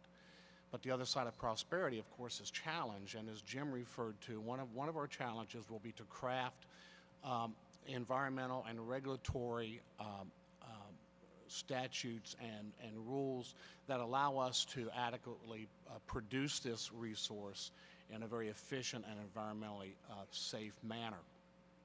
Another challenge we will face is the challenge of turning public opinion. We know we are the experts. We know that, and you know, that we can do it in a very safe and efficient, environmentally friendly manner. We have done it. The records prove we have done it. Our challenge will be to reconvince our public that indeed we are telling the truth, and that the environmental activists, those who surface owner rights organizations and those who cry endangered species just for the purpose of slowing us down or completely stopping us, as many cities in West Virginia have attempted to do through passing moratoriums on drilling within their city limits or even extending past their city limits. We know that these are the challenges that we face. We don't face them alone. This, I believe, is a nationwide problem.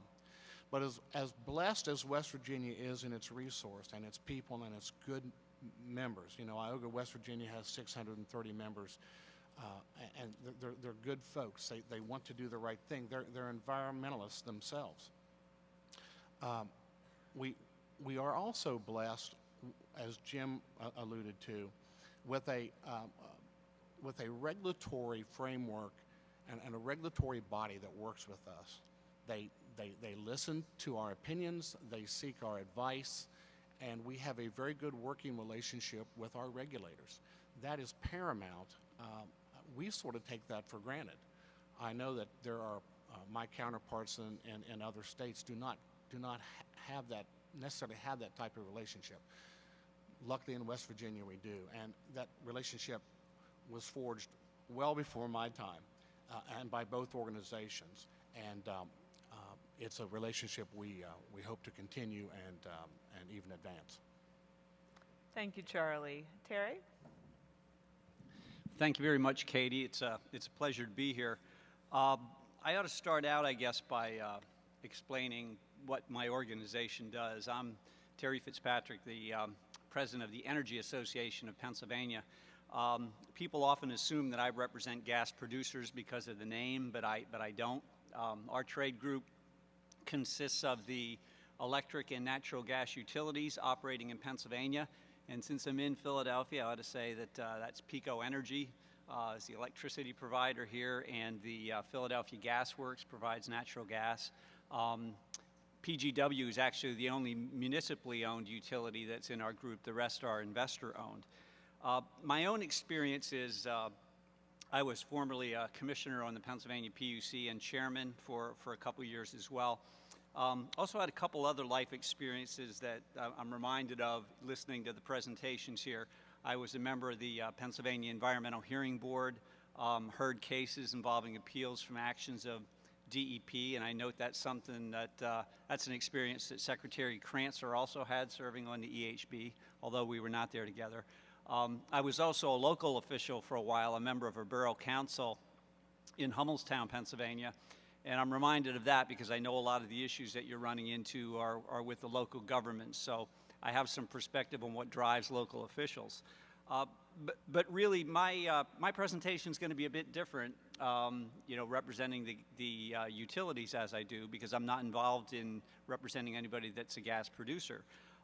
But certainly, what's going on with the development of the shale plays has a very big impact on the electric and gas utilities and on their customers.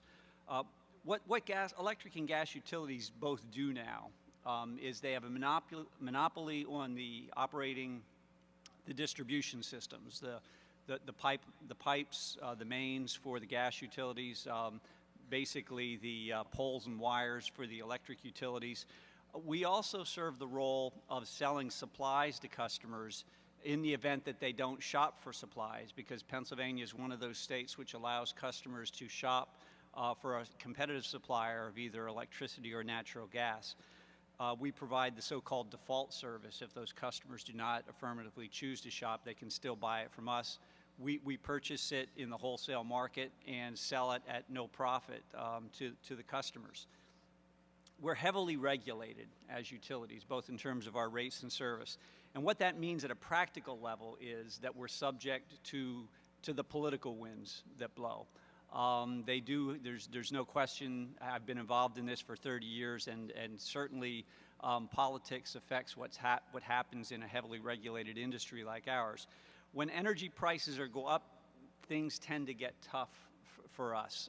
Customers push back. You might have laws that pass that aren't the best. So we certainly have an interest in these shale plays because these new supplies of energy right in our backyard do tend to help us in providing low-cost service to customers and in providing reliable service to customers as well. So I guess the bottom line for me is I have two main points I want to make, and the first is that these new supplies from the Marcellus and from the other shale formations, they are good news for electric and gas utilities and their customers. And if anybody doesn't believe me because I'm sort of an industry guy now, maybe I'm suspect to some people, Sonny Popowski, the state's appointed consumer advocate, I have heard him say that several times at legislative hearings, how these new shale plays are good for consumers in Pennsylvania. So I think that's a very important point for the industry to make in touting the benefits in addition to the jobs, how this benefits consumers. The second point that I want to make is that in order to take full advantage of these supplies, care and attention must be paid to the infrastructure at every point along the way. From the gathering systems to the midstream pipelines to the interstate pipelines, and also to the distribution systems, both for electricity and for natural gas. We have had some very high-profile incidents, some explosions on natural gas systems, and that has caused a lot of attention. Certainly, we believe the infrastructure is being adequately cared for, but we need to do more, and we want to do more to modernize and to improve that infrastructure. Currently, what we have to do as utilities in order to do that is we have to file a base rate case with the Pennsylvania Public Utility Commission. That involves a process that can take up to a year. The process itself can cost us and our customers $1 to $2 million. And really, that is not the best way to recover the cost of these infrastructure improvements that we need. A growing number of states are coming up with alternative rate-making methodologies. We believe that that's appropriate here in Pennsylvania, and we are pushing for that in the state legislature. We do have a bill which has begun to move, House Bill 1294, sponsored by Representative Robert Godshaw from Chester County and Representative Joe Preston from Allegheny County. They are respectively the chair and the ranking Democrat on the House Consumer Affairs Committee. The legislation's been passed out of that committee. We're hoping for consideration in the full House this fall and perhaps passage by the Senate and signing by the governor. We believe that this legislation will protect customers because the PUC will oversee these mechanisms, which would allow us to recover infrastructure costs more on a pay-as-you-go basis. But the PUC will still regulate to make sure that utilities aren't earning excessive returns as a result of that. So I would hope for broader support from the industry. I think we're all in this together, and I think it would serve everyone's interest. Again, thank you, and it's a pleasure to be here. Thank you, Terry. Continuing the Pennsylvania theme, Gary Schlegel with Pyoga's perspective. Thanks, Katie.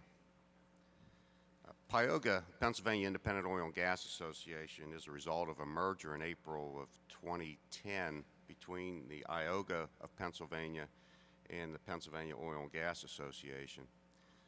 Lou D'Amico is the president and executive director of Pyoga. Unfortunately, he's on vacation this week, so I'm sitting here in his place. Lou is vacationing in Yellowstone National Park. I informed the board last week, given the large number of people who have gone to Yellowstone this year and not returned, we may need to find a new president in a week or two. But nevertheless, we're hopeful that that isn't the case. The merger was actually accomplished after about 3 or 4 attempts over the past 15 years to do this between these two associations. We're headquartered in Wexford, Pennsylvania, that's Allegheny County, and have 900 plus members right now. In fact, we're feeling the benefits of this rush of the Marcellus Shale, 205 new members just since January of this year. So much as the Marcellus Shale Coalition is seeing a rush to membership, we're feeling the same results. Of our 900 plus members, about 160 are producers in the oil and gas. 27 are fully engaged in Marcellus Shale, and a smaller number in joint ventures associated with Marcellus Shale. And then we have about 125 who are dedicated strictly to conventional oil and gas production. So you see, we're in kind of a unique situation where we have to look out for basically both interests. And we do share the same concerns as the coalition, and we're actively engaged in many of the same legislative and regulatory issues.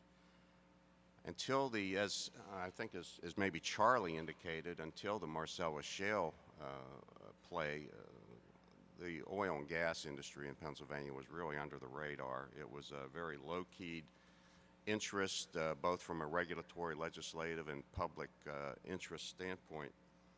And obviously, we're here today because of the heightened concerns created by the needs associated with Marcellus Shale development. Our biggest job right now in Pyoga is to make sure that what happens as it relates to changes in the legislative and regulatory framework don't negatively impact our conventional production producers. And at the same time, we're trying to make sure that we likewise protect the interests of our members who are engaged in the Marcellus Shale. As a result of that, the staff at Pyoga has gone from 2 or 3 just a couple years ago now to 9. And we have 3 dedicated public relations outreach professionals, a government affairs legal expert now in Harrisburg, and a consultant who's assisting in the amplification and restructuring of our environmental committee. The issues we're engaged in are many of the same issues you heard over the past day and I guess day and a half now here. In addition, we're looking and working with the Pennsylvania Fire Academy on Marcellus shale training. Obviously, all pending DEP related issues as well as PUC related issues, whether they're conventional or generally now they're all Marcellus shale related. Also looking at issues involving the Allegheny National Forest with the U.S. Forest Service, where there have been there's been a leasing moratorium and lawsuits have been filed to try to unlock the Forest Service as it relates to moving forward with those leases.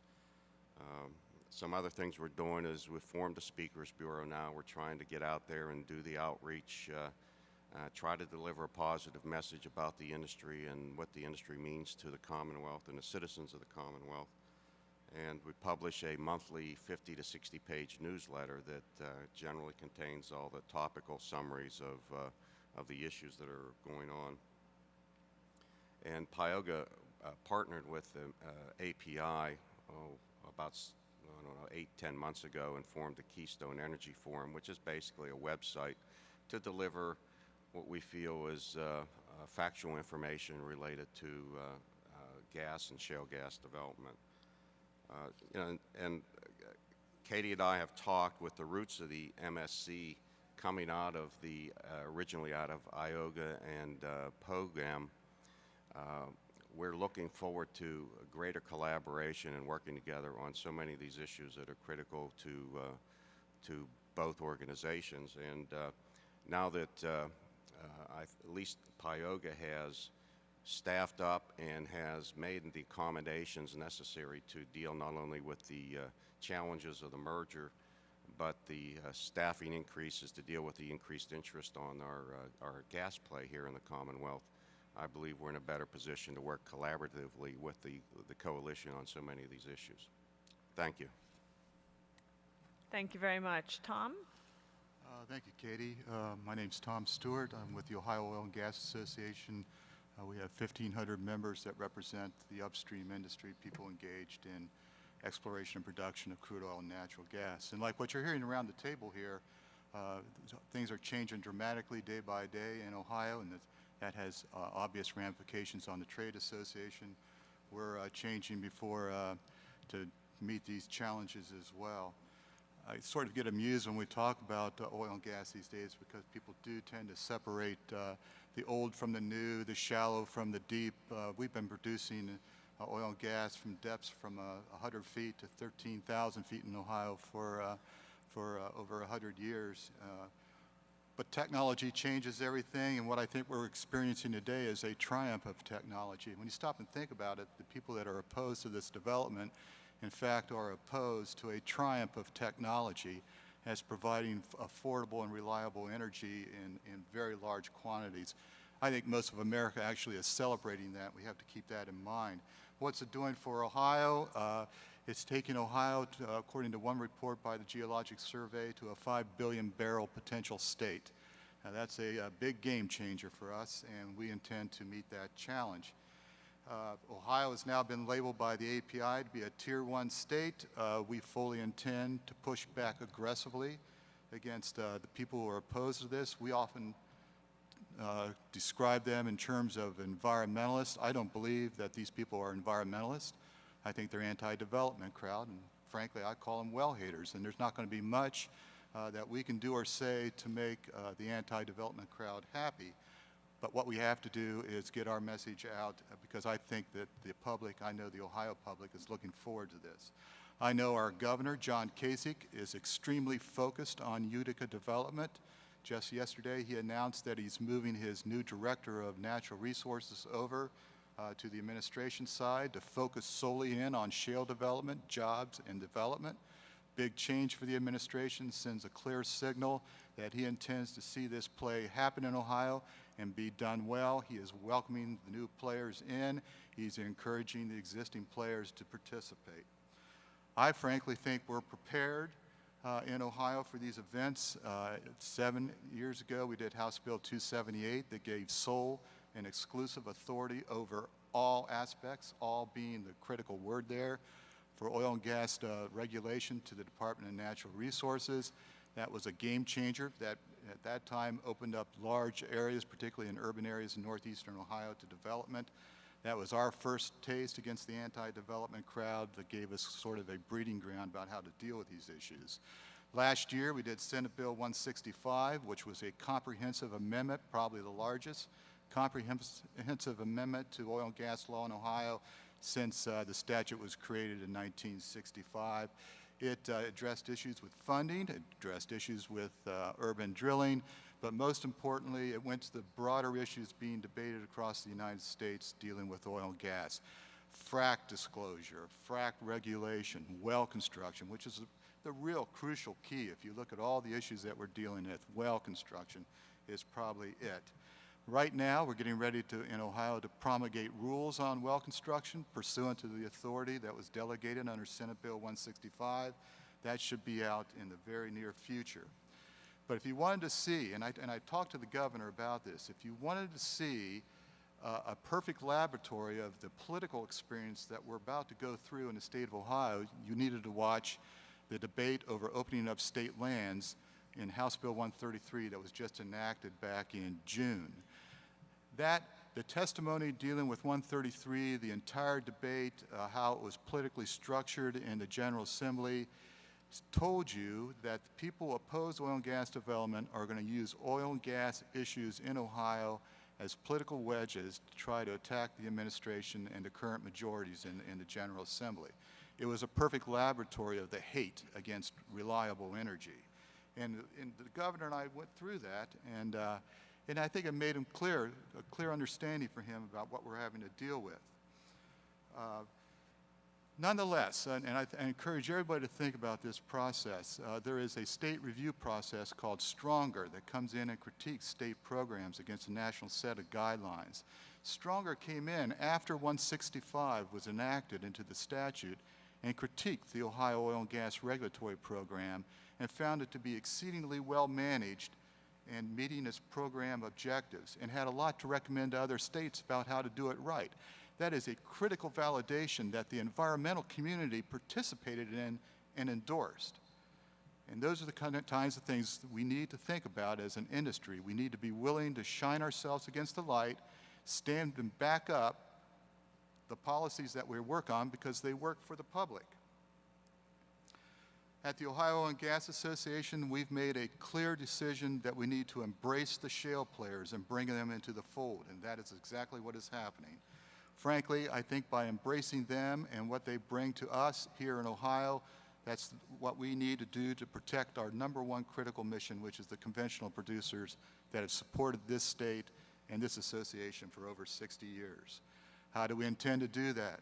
We intend to dominate on public policy, and we intend to dominate on public media. And I don't think in this type of environment that you can do one well without the other, that they're both interdependent.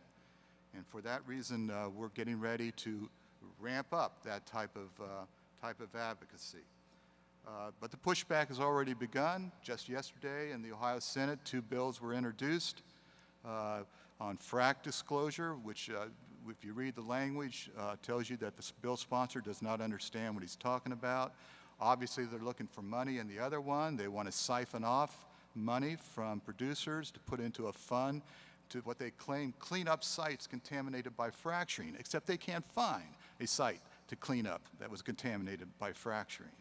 So, but you know, it's the political wedge issue that they hope to tee up in the Assembly and in the political circles. The OGA, like what's happened in Pennsylvania, has formed an alliance with the API and the Ohio Petroleum Council to put together a grassroots campaign to try to wall off rational people from the well-hater groups. We also now have on the ground from IPAA and Energy in Depth Ohio project. They're on the ground for soldiers doing essentially, I call it guerrilla warfare, churning the table on the anti-development crowd and what they're how they try to accomplish their means. And we also have the Oil and Gas Energy Education Program. It's been around since 1997. That has made great strides in penetrating the educational community, local relations, local government, emergency responders to get our message out. So there's a long track record there that we're building a base on that will bring the OOGA and the UJEEP into a new media penetration campaign. So there's a lot going on in Ohio. Utica is our play, not the Marcellus. We're very excited about it. We're very excited about some of the players that are there. And I think probably the next 2 or 3 years are going to be one of the more exciting of my career. Thank you very much, Tom. Yeah, it's going to not get easier in the years ahead. And Brad, that's a perfect transition to a description of what's going on in New York State. Well, thanks, Katie, and thanks, guys, putting me last again. I'm getting used to it. I'm from New York, Harris, so we're always the last one of the party. New York, as most of you know, started looking at the Marcellus Shale just about the same time that Pennsylvania did, maybe 2008 or so, and difference is we're still looking at it. We're hopeful that that'll change in 2012. New York has watched Pennsylvania's industry and unfold. We're taking not we, IOGA of New York, but the state of New York certainly is taking an ultra-conservative approach. I'm sure we're going to be watching Ohio embrace the industry with the Utica Shale. You know, New York's regs have always been some of the strictest in the country, but they're soon to be even more stringent. We're trying to strike that balance on the regulatory side between environmental protections and even having an industry to regulate. There's a lot of people here that might not know some of the history in New York, how we got to where we are, and I think it's incumbent on me to bring you up to speed. First, I'm just going to mention a few legislative proposals that we were tracking. We tracked about 142 legislative proposals this year that all contained oil and gas implications. A dozen or more would have severely impacted our industry, and there was a handful that would have decimated the industry for us. By way of example, there's proposals to ban fracturing completely, wait till EPA's study is done, which would of course be a couple more years, treat all brine and frac fluids as hazardous materials on all wells, and you can imagine what that would do to the conventional industry in New York. There was a proposal that all pipelines would be regulated by the Public Service Commission regardless of diameter or pressure. And of course, there's always proposals surfacing giving greater authority to towns to enact their zoning laws and such and not regulate but zone oil and gas activities. The good news is we ended the legislative session relatively unscathed, and that was due in large part to the work of the folks at IOGA New York have in Albany and many others. The Senate passed Bill 8129 in August of 2010 that would have placed a moratorium on all drilling requiring hydrofracking. That would have been in place until May of 2011. The Assembly passed that same bill in November. Then with IOGA of New York and our lobbyists, we outlined the flawed nature of the bill, highlighted the damage that it would do to the conventional industry in New York, and at that time Governor Patterson vetoed it in December, along with an executive order 41 that really defined a timeline for the issuance of the SGEIS, and that would have to be released on or about June 1st in 2011. And in addition, I'll just throw out that our state controller is now suggesting a tax on drilling permit fees to create an accountability fund that would require an operator to be held accountable for any contamination and cleanup and such. Just a quick timeline on the SGEIS in New York. The GEIS under which the industry's been operating has been in place since '92. It's worked very well for 19 years. In August of 2008, the governor mandated our DEC to generate a supplemental GEIS to accommodate the issues involving high-volume hydrofracking and horizontal drilling, particularly because of the Marcellus. I just want to point out there's never actually been a true moratorium in New York State. The legislature attempted it, as I just mentioned, but technically an operator could always obtain a permit if they want to go through a site-specific EIS. But so, technically it's a de facto moratorium. October of 2008, DEC released the draft scope for public review. There were 6 public hearings across the state, 3,700 written comments. February of '09, the final scope was released. September of '09, the first draft SGEIS was released to the public for comment. Fall of '09, there was a series of 4 public hearings and 13,000 comments were received by the DEC. Fast forward to April of 2010, the DEC required site-specific environmental impact studies on the New York City and Syracuse watersheds, essentially taking those off the table. January of this year, Governor Cuomo upheld Governor Patterson's executive order and stated that the SGIS would be released on or about June 1st with a minimum 30-day public comment period. July of 2011, the DEC did release the preliminary revised draft SGEIS, so that was a PRDS GEIS. And then just last month, the DEC was to update that almost 1,100-page document with a socioeconomic and community impact analysis, making that almost 1,600 pages. I haven't seen it yet. The update to it was just released yesterday, less than 24 hours ago. So I understand it's about 1,500 and some odd pages long, the total document. So now the public comment period officially begins. It was to be a 60-day comment period, and we've heard that it is now extended out 90 days. So that will be over in December. My best guess right now for New York, and I hesitate to do this, I've been guessing since August of 2008 when this all started, is that the DEC will, of course, need several months to digest the comments, and I would like to say spring of next year, probably closer to summer by the time that is out, barring any legal action by our opposition groups, which would further delay it. Just want to note there's been an advisory panel formed by the DEC. Now, that panel is charged with making recommendations for revenues for staffing to oversee and monitor high-volume hydrofracking operations in the state and to enforce the regulations. It's really designed to assess how to avoid and mitigate impacts to local governments and communities and evaluate current fee structures within the department. Now, it's comprised largely of environmental reps, but also 2 of our supportive legislators are on that panel, some municipal leaders. There are also others, including the Farm Bureau, the Business Council, Energy Chair from a university. Initially, it seemed very out of balance. We succeeded in getting about 5 more people named to the panel, including myself. So right now, I think the existence of that panel is a good sign. That was one of the issues raised in the first meeting that by an opposition representative, that why are we even meeting, because there's a presumption that this will move forward, which is exactly what we are viewing as a good sign. So in addition to the SGEIS and what we're going through right now, the department is wanting to undertake a regulatory rewrite. They're apparently proceeding with a rulemaking procedure, and they'll update the regs to facilitate many of the requirements that are found in the SGIS. Now, our governor wants them to both to proceed simultaneously.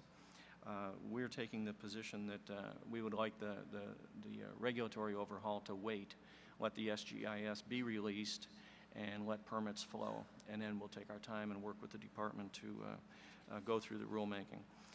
Some of the concerns that we have, and I'm just going to highlight a few of these to give you an idea of what we're facing with the SGIS right now. The DEC is delegating greater authority to the Division of Water, requiring a stormwater general permit for high-volume hydrofracking activities. And the requirements go beyond that of any other industry in New York State. And it disregards the national and state pollution discharge elimination system programs, as well as the clean water exemption. Took the watersheds off limits with no scientific basis to it, probably political motives, but no surface drilling on state lands. Setbacks from primary aquifers are increased, including tributaries, setbacks from water supplies and dwellings. A couple of operators that we're working with have estimated that 40 to 60% of their acreage holding is now undrillable. Suggestions of limits to numbers of wells that can be put on a pad, intermediate casing requirements, air emission requirements that conflict with existing and proposed EPA regs, and also best management practices that are very prescriptive and restrictive, eliminating the flexibility that we need to work. So currently, the State Administrative Procedures Act would require the department to prepare an economic impact study. So IOGA of New York and a team of operators and consultants and legal experts are providing detailed cost and alternative practice data to the DEC right now.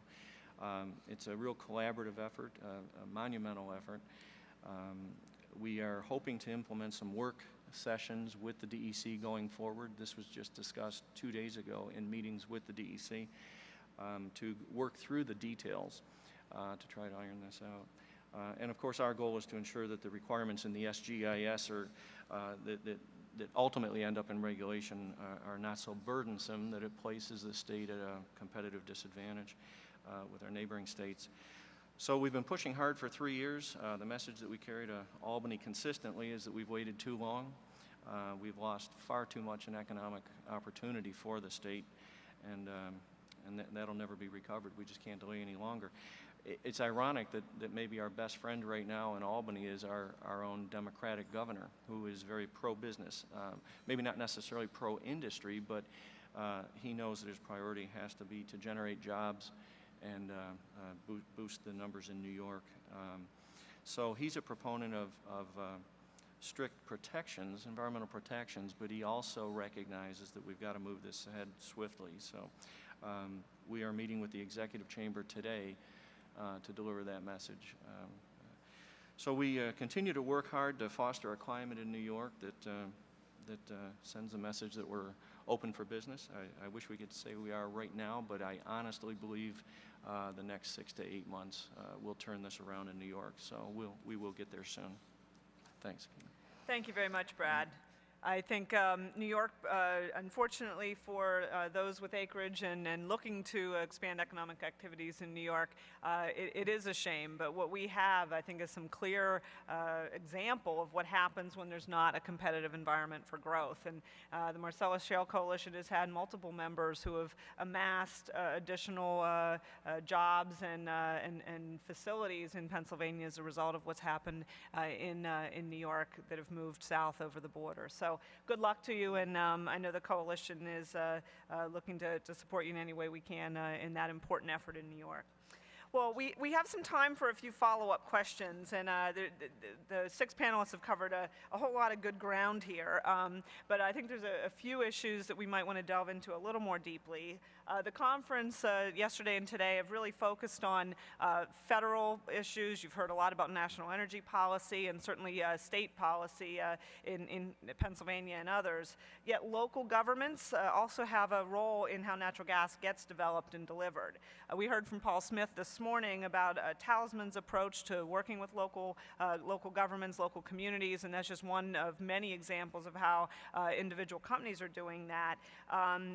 Yet I think that there's a real patchwork as to how these states represented here today are focusing. Charlie, you talked about some of the isolated yet significantly influential over time bans that have happened in individual municipalities. And you know, Tom, I think it's really good in Ohio to have some of that clear state authority, something that we didn't have going into this development here in Pennsylvania. And New York certainly has its fair share of proposals on this. And Terry, as a former borough council member, may want to give us the inside scoop. But if one or more of you would like to comment really on what you see currently and anticipate for how the industry can most effectively work with local governments in the months and years ahead, so this is really a win-win.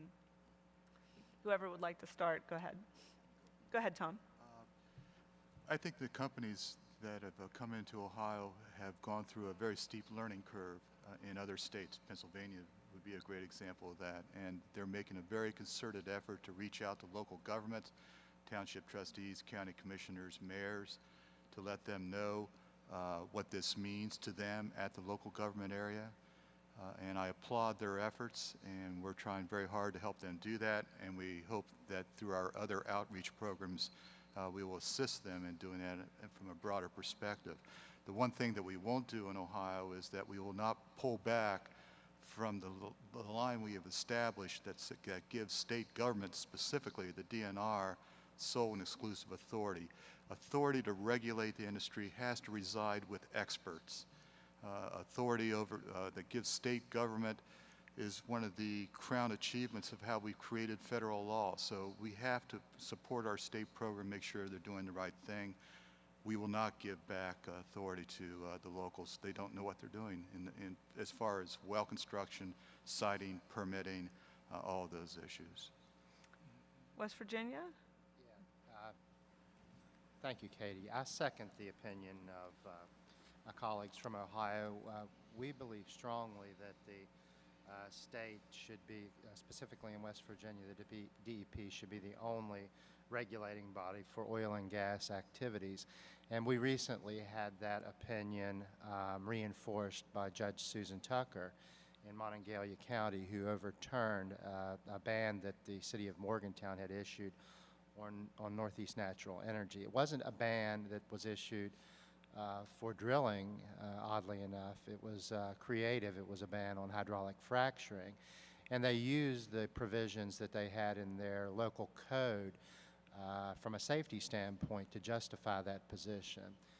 And Judge Tucker accurately turned over that ruling and said that the clear authority in the state constitution to regulate and authorize drilling, all aspects of drilling activity, was vested in the Department of Environmental Protection, and we agree and applauded that decision. We were very pleased as well that that it didn't have to go to a U.S. constitutional body to look at the landowner rights and the takings issues in the U.S. Constitution. So we support one-stop shopping at the state level, as do the courts now in West Virginia, and through that ruling we were able to overturn moratoriums in the city of Wellsburg, in the northern panhandle, and also in New Martinsville. There is still one outstanding in Lewisburg down on the Virginia border, but there has been little or no Marcellus activity, so they haven't been challenged on that yet. But with the common law that we have and the ruling that we have in Monongalia County, we believe that we have full authority in the DEP to regulate that part of the industry. As far as outreach programs, we do believe that the local communities have a role. We are invested in education through our Energize program that both IOGA and Wavanga support. We have strong advertising campaigns. We have, through the community and technical colleges, we have education programs to get people into the industry. So we believe that the localities have a role to play, and we work with them, but we will support one-stop shopping at the DEP level for regulation of the industry. Great. Any New York or Pennsylvania perspective on that? Yeah, I guess I'd just like to add, like others, IOGA of New York has done some preemptive outreach to every municipality in the state, offering to meet with them to try and educate them about the industry, and so we have a team of industry people that go around and meet with them, trying to alleviate some of the fears that the municipalities have. But in New York, it's certainly been a real issue, a real concern for us. There's one municipality in particular that we feel it might be on the brink of a lawsuit. They seem ready to embrace it. But we think probably our strongest allies are the landowner coalitions, viewing the local zoning laws in some ways as a taking of their rights. So that's an important factor, I think, in the town resolution and ban issue. Probably the most fundamental one. Yeah. Terry? Katie, what I'm hearing from the others makes sense, and both my utility hat and my local government hat here. I certainly think you need to work with these localities, because if you don't and don't inform them, it just creates political problems that you know, you already are going to have some of those problems, but it just makes it worse. But at the same time, giving them control, I don't think is a good idea, because you can't expect a local official to take the broader public interest into account, or to be controlled by that. They're going to be driven by the people that put them there, and sometimes groups like that, you're going to get some results that aren't rational. On the utility side, we had the same kind of issues with respect to siting utility infrastructure, and there's a principle that siting of that infrastructure is not subject to local control. It's decided by the State Public Utility Commission with the idea that they're going to have the broader public interest in mind, and that seems similar to what I'm hearing here, to try to put it in control of the state rather than the local governments. Makes sense. Great, thank you. And the Marcellus Shale Advisory Commission that we heard from Lieutenant Governor Colley about yesterday, the May 20th presentation, you can find the coalition did outline a survey of all the municipal ordinances and the challenges that they presented across a wide range of factors. We have time for one more question, and there's so many we could be looking at today, but I think that there's been a lot of focus not just in the conference, but over the past several years on shale gas development. But yet we all understand, and I think the panel today has very clearly pointed out, that conventional operators have been successfully running their businesses and their operations for in some cases over a century in this part of the country. So I guess the last question to the panel is, what do you see as the kind of commercial and advocacy priorities for conventional operators, and maybe in particular touch on the tax and fee issues that are alive and well in your state, and how those affect your constituents. If we could, maybe Charlie, you could talk about West Virginia, and we can work our way down. Well, certainly in West Virginia, we have a gross 5% sales tax on all natural gas and oil production. We also have ad valorem property taxes. Those severance taxes annually are about $80 million. Property taxes are over $100 million. And add to that, of course, over 30,000 jobs, payroll taxes. Those really add up very quickly. During our last legislative session, we had 2 oil and gas regulatory bills introduced, and one bill took a $650 well permit fee to $15,000, plus a $5,000 annual fee if it was a Marcellus well, plus some other costs. And the other bill took that $650 to a $10,000 fee, just across the board. Now, obviously, the number of conventional wells being drilled in West Virginia have simply almost dropped off the map, very significant drop. But in turn, the number of Marcellus wells being permitted and drilled have dramatically increased. And so weighing that balance between those conventional operators and those Marcellus operators, it has been the challenge for IOGA, who represents, both sets of operators. And again, we go back, if I may, I go back to working with our regulatory body and, of course, with our House of Delegates and our senators to make them understand, to educate them that there are very distinct differences in how vertical wells and horizontal wells, or conventional vertical wells and now horizontal wells, are being drilled, and the cost factors related to each of those. And we believe that in the long run, we will be very successful. We hope to be successful in convincing them that that horizontal drilling needs to have its own separate statute, separate and distinct from that of conventional wells. I'll just let Jim add anything if you'd like to. Yeah, I agree with Charlie's comments in general. The one thing I would like to add, that I think there's been a technological paradigm shift in how we explore for oil and gas. And we didn't have the luxury of this technology, obviously, when we started drilling a lot of these formations 100 years ago. So I won't make the flat-out statement that I believe that the conventional driller will become extinct, but I think they will they will evolve or adapt themselves to use this same technology, such that we will use horizontal technology not only to go into the Marcellus and the Utica, but probably to go into the other formations that were drilled inefficiently in the past, and extract what's left out of those formations as well. So I think slowly we will evolve into one industry with one set of regulations as all of us adopt this new technology. That is typically what has happened in the industry. That's very insightful. Brad? Well, New York, while we don't have a state severance tax, we do have an ad valorem tax that is structured in such a way to benefit the communities where the drilling occurs. But we know that there's going to be a trickle-down impact from the regulations that come out in New York to the non-conventional operators, and at a time when the economics of drilling conventional gas, are marginal. We're very concerned about the impact on those conventional plays. But IOGA of New York remains committed to protecting, the interests of the conventional and the unconventional operators, and at times that is a balancing act, but that is what we're doing right now on the state level, because at the end of the day, we're all on the same side here. So. Yep. Gary?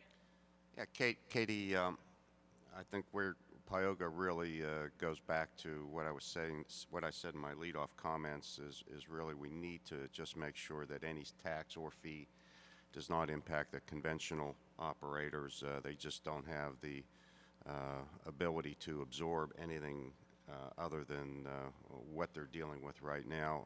Certainly will continue to take the lead in following, or will continue to follow the coalition in terms of what you see as the best position as it relates to the Marcellus producers, and our plan is to continue to support the coalition on whatever you deem is appropriate from that perspective. Good. Tom, you're batting clean up here. Thanks, Katie. Obviously, this play will have an immediate impact on conventional producers in Ohio.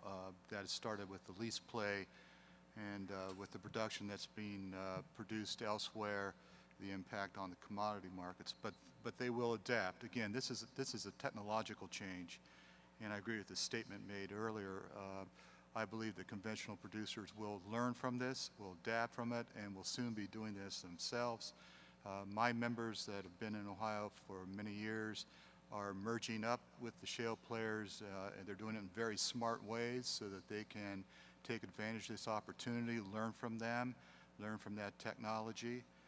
When it comes to local governments and taxes, we have a severance tax that's lockbox to support the oil and gas regulatory program at the state level, and we have an ad valorem real estate tax that goes to local government.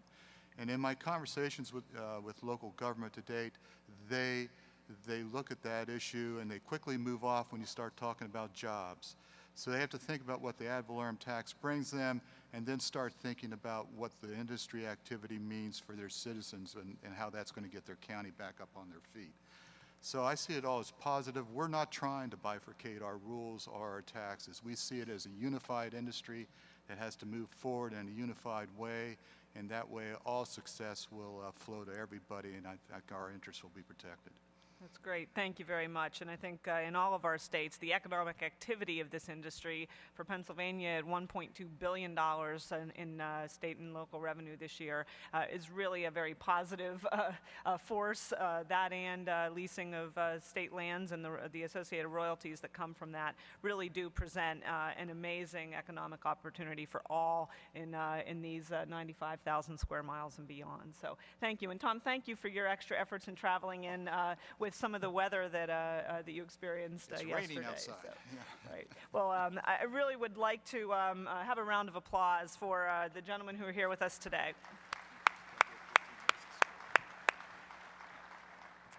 Thank you very much. Just a few orders of business. I'd like to remind everyone that we will now move to Exhibit Hall E on the second floor for a refreshment break, and that'll be the third and final session of our Innovation Expo. So when you head into the exhibition hall, if you take an immediate left, you'll see the stage there set up for the last 3 sessions in anticipation of our award ceremony later today. Also, a reminder that at 11:30 we'll have our next series of breakout sessions. You'll have 5 different options to choose from, and please refer to your program for the names and locations of those 5 sessions. Thank you, and we'll see you back here at 12:30 for lunch and today's keynote address.